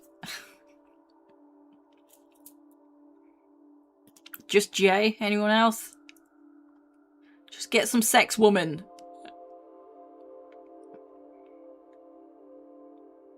Yeah, fuck it. Madam, you are troubled with the green sickness. According to my medical reference, 'tis a rather unusual malady. Why not? Occasioned by the accumulation of venereal frustrations that have not been evacuated from the body. Ah, yes, this would cause the breathing problems you now seem to be experiencing, and as well as the alarming pallor you appear to be developing on your face. Now, it says here that treatment may be obtained by partaking of carnal pleasures from either... Looks a mercy! What is in you, Dr. Foreman? Never did I hear such filthy insinuations. On my word, I do apologize, madam. Indeed, it does appear that the green sickness is suffered only by young maidens, and you are not... Indeed, perchance I read my chart upside down. Doubtless there is a more ordinary explanation for your hold. What is Could that? cure the sickness acrid called hysteria. Odor? Methinks it does emanate from your clothing. Madam, have you been taking part in the anti-Catholic pogroms that Lambeth has witnessed these past days? The burning of houses and shops. The lynching of priests from trees upon Lambeth Green. Mayhap I have, and what of it? You should be congratulating me and my ilk for keeping you safe, and for sending a clear message to those Catholics who would plot against our Parliament and blow us up with gunpowder. Madam, these Catholics are our neighbours, our colleagues, and our friends. I beseech you to consider your actions, madam. Are not Catholics people too, just as we are? If you prick them, do they not bleed? Aye, and their flesh does burn the same and all. I fear I do not follow your reasoning, Dr. Foreman. Are they not subject to the same diseases, healed by the same cures as we are? And if not cured, then, alas, taken so soon, so needlessly. I did never have the chance to... Oh, my sweet Avis, can you ever forgive me? Is something the matter with you, Dr. Foreman? On my honour, you do seem most troubled. Mayhap you should be going to consult with a doctor yourself. God keep you well, Dr. Foreman. Blessed day. Avis died of what seemed like it could have been cancer. Piss off, ghost! Question isn't what is in him, it's what should be in her. I know, this evil bitch. He's having a crisis. The querent did present with a cough, difficulty breathing, and irritation of the eyes. I diagnosed the green sickness, but upon learning the querent's recent Catholic burning activities, I did have occasion to revise my diagnosis to noxious odours. Yeah, okay. Methinks the querent took my vice most ill. Mayhap we make a list of which shops and taverns are Catholic owned. Methinks our actions could be a trifle more organised.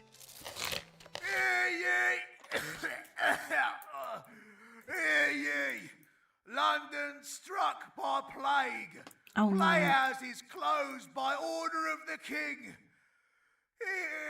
Ye. Oh, damn.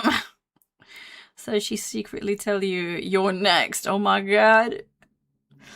I can't remember his...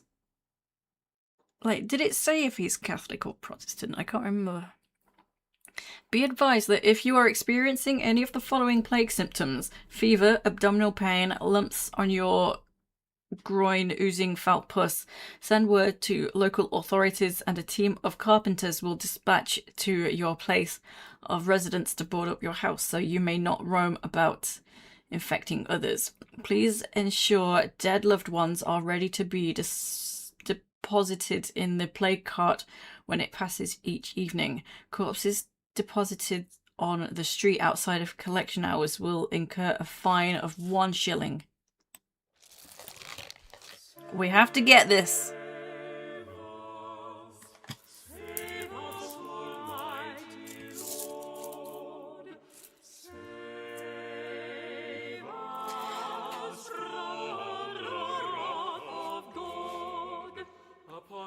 He hath wrought his vengeance, No worries, North. Oh, it's 5p.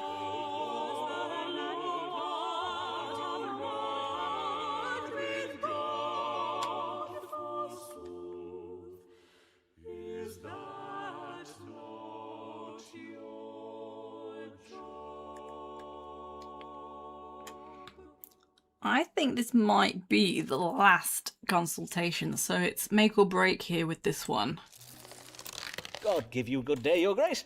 How fare you this... Know you whether the plague will reach as far as Lambeth? Have you seen it in the stars? Ah, the plague that has begun to spread throughout London. Rest assured, your grace, if the plague does indeed reach Lambeth, the people of Lambeth will have me, Dr. Simon Foreman, at their service. My renowned strong water cure will doubtless be required. I bid you, read the stars for me now. Will or will it not reach Lambeth? Of course, as it pleases your grace. Let us see what the stars have to say. Will the London plague reach beyond the city walls to Lambeth? Yeah, this is the last one.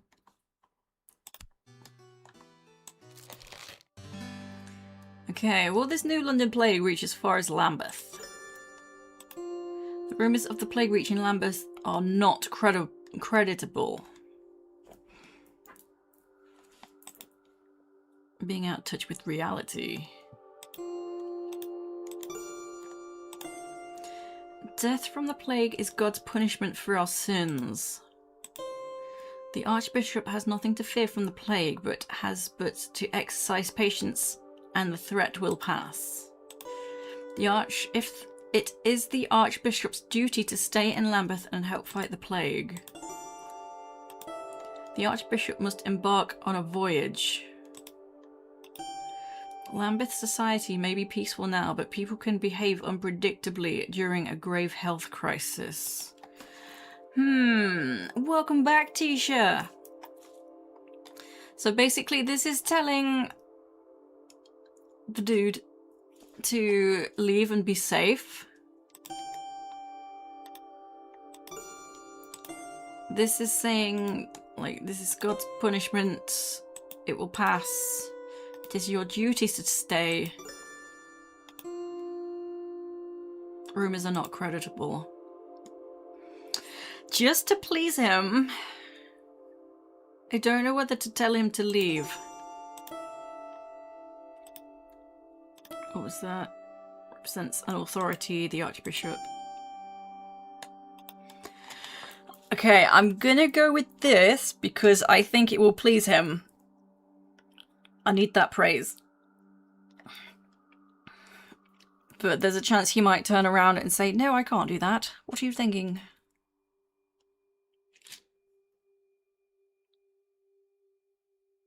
Oh my god. Oh my god, I need the praise. Give me the praise.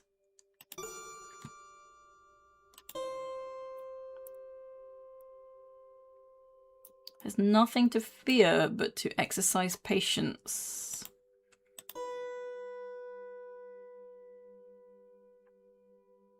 I don't know.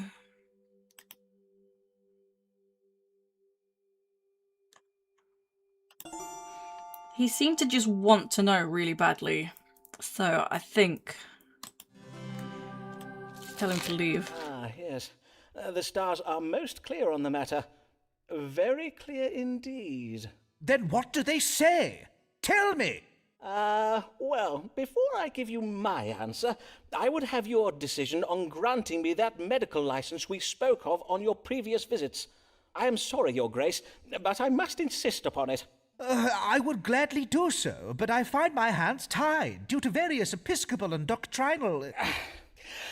As I see you are determined not to let the matter rest, I will speak true. Some years ago, the Queen's physician, Dr. Richard Smith, did write me a letter on behalf of the College of Physicians. He warned me in the strongest terms against granting you a medical license. So you see, I cannot grant you a license without raising the ire of the College of Physicians. But... Now, Dr. Foreman, doubtless you are thinking that a man of my position, one of the most powerful men in England, should not be so easily put off by such a letter. However, and methinks you know this from your own experience, the college is a terrifying organization that will stop at nothing to get their way.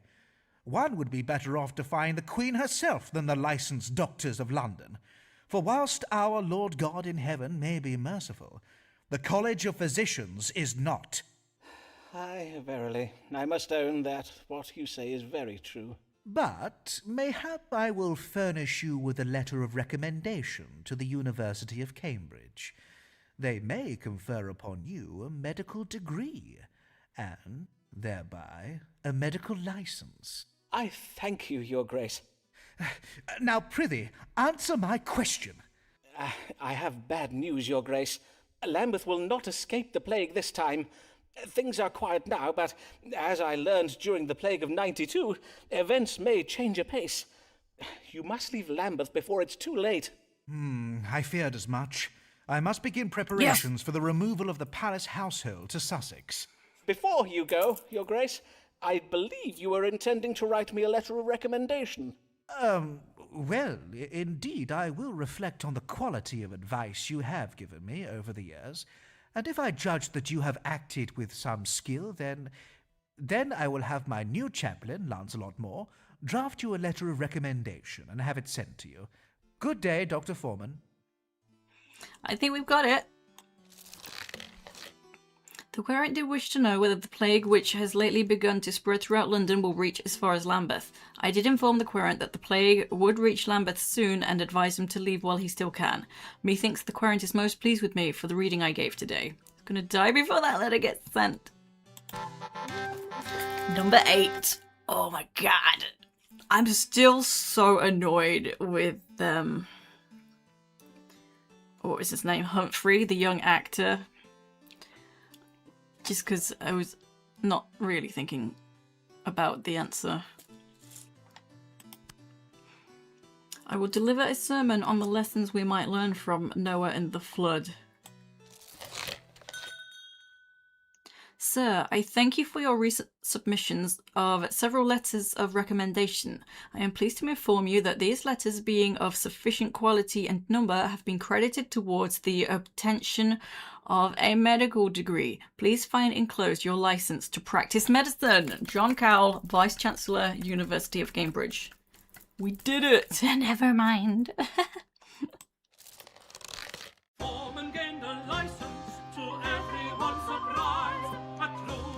We've done it! Yeah.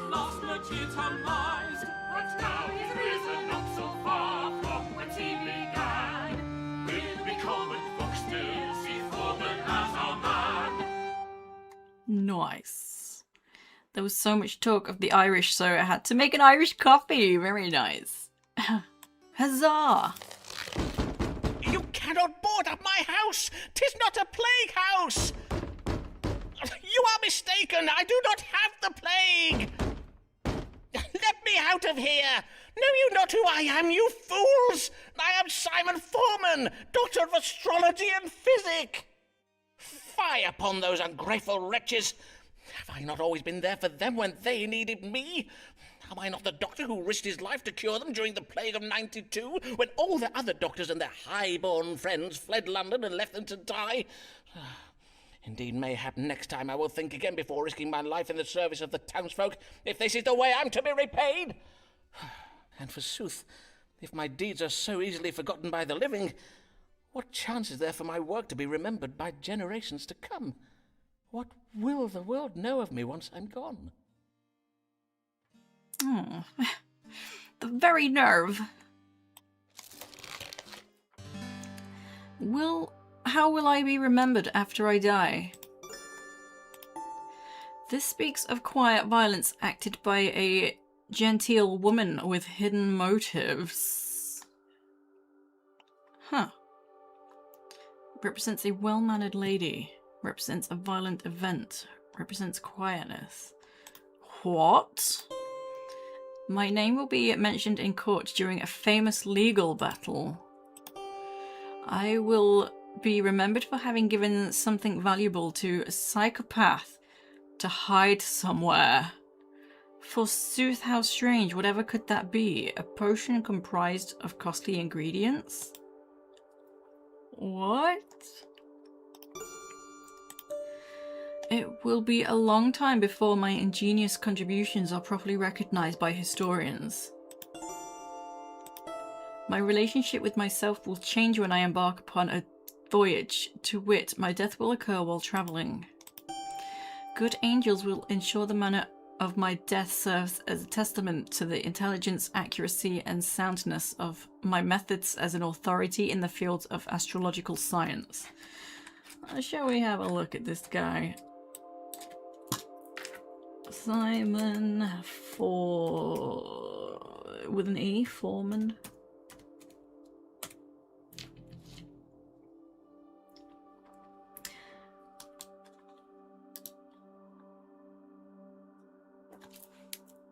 Oh my god, fuck off.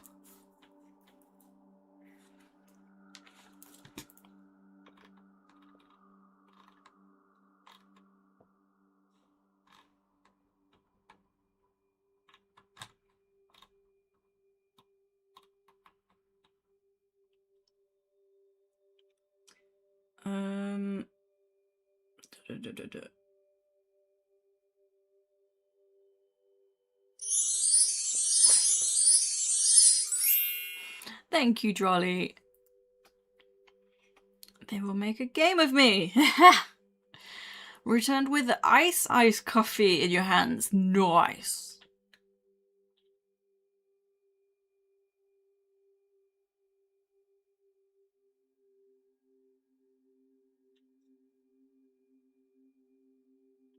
In 1611, he accurately predicted his own death on the River Thames. Another astrologer, William Lilly, reports that one warm Sunday afternoon in September of that year, Foreman told his wife that he would die the following Thursday night.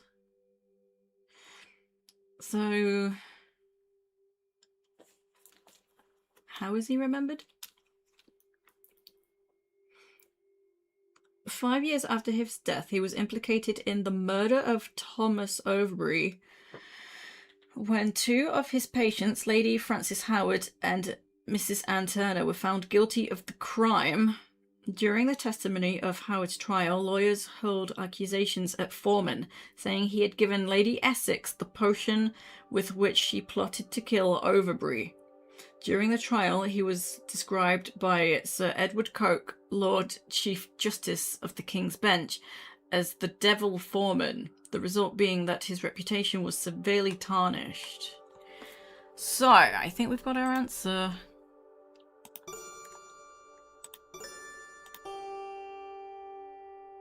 Yeah, it's this one. Poor guy. You have been cleared by this game, my dude.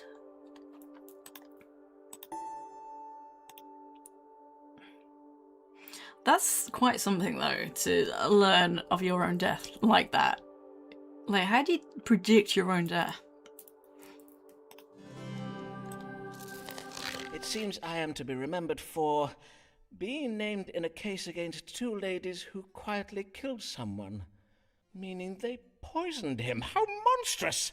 If such unsavoury tales are ever to be told, I pray thee do not overshadow my accomplishments. For my work is of great historical importance, and now that I have a medical license, not even the College of Physicians has the power to discredit me.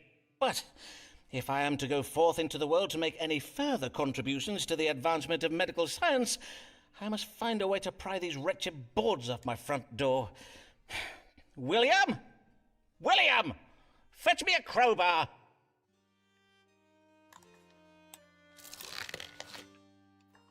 I did wish to know how I would be remembered in years to come. I judge that I am to be remembered for being implicated in a murder.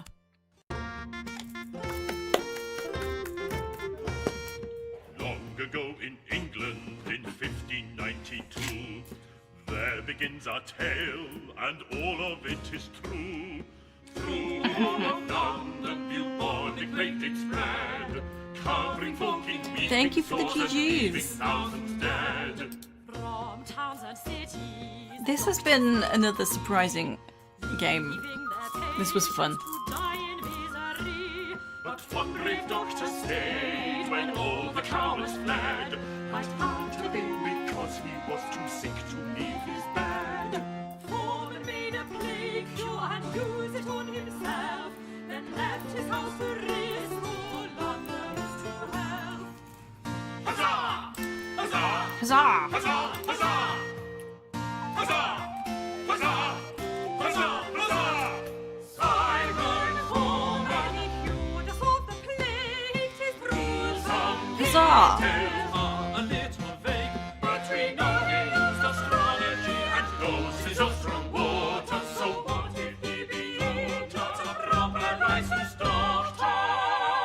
But then the doctor started to come back and saw themselves replaced by a man they call a quack. They said This man has Ooh, inspiration from Simon Foreman's case books. his page. Historical narrative consultant. to get his license and make the doubters Based on a true and truly ridiculous story. doctor in the city. I will pay no heed, he said. Said to those who scoff and laugh, scoff and laugh. For my satisfied patients will speak on my behalf. Simon Foreman, He cured us of the plague, 'tis bruised some details are a little vague, but we know he used astrology and knows his own strong water. So what if he be not a proper licensed doctor? Though he is not quite Does a this song end? doctor yet, one day a license he will surely get.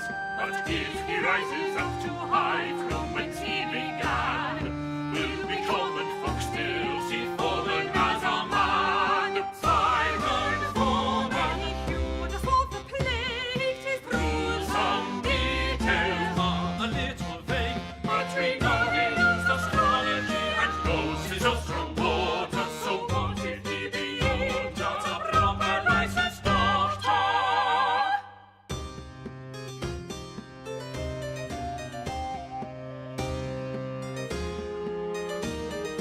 Is it going to end?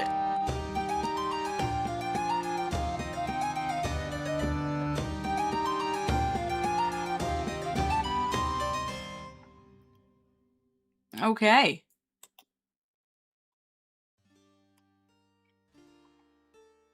Oh, it says present day. That's why there's a lamp. I was like, the fuck? Okay, that was actually pretty fun.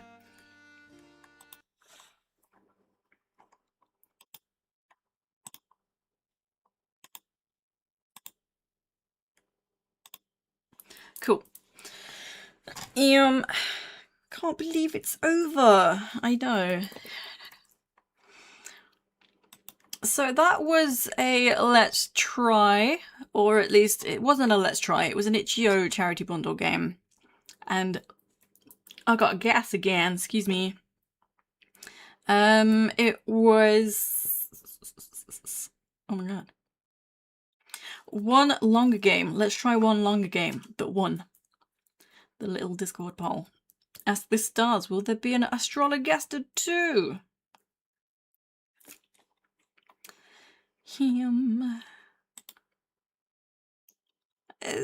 Simon's Electric Boogaloo. I thought you were kind of going to go in the direction of Simon's back with a vengeance. Simon's Revenge. Okay. So, Wednesday 29th, 12:30 p.m. GMT. A bit more Book of Travels. Playing a bit more before it goes offline. There is already Castlevania 2, Simon's Quest. Oh my god, for real? Thursday 30th of July, 5 p.m. GMT.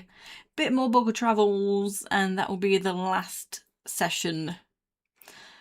So that will, I think, be something I'll add to the bringbacks as well for the Extra Life redeems, donation reward redeems. And a week today, Saturday the 1st, 1 p.m. GMT, we will begin the next game on the list. You're welcome, Jay.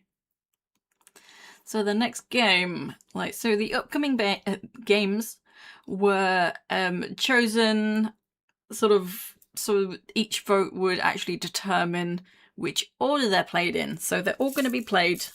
That's why there's quite a lot on the list. So Croc is up next. The Legend of the Gobos.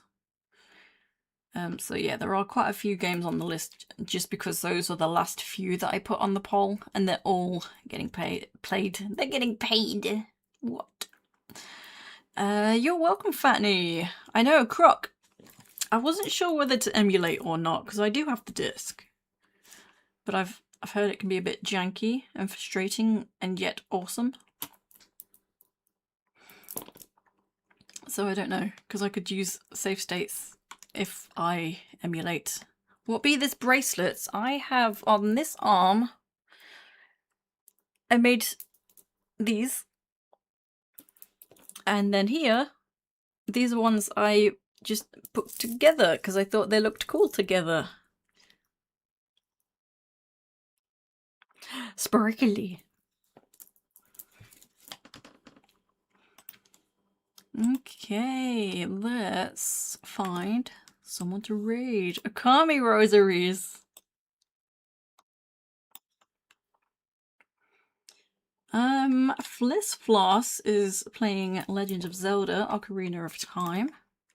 There's not many people live today.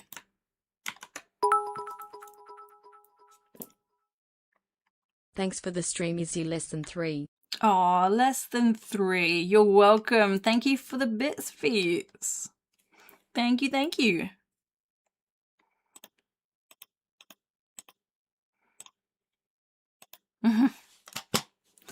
Okay, so we're gonna go see Fliss Floss.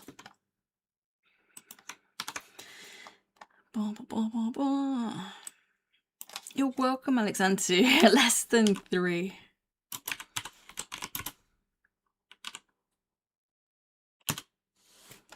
Awesome. Anything else? I don't know. Probably not.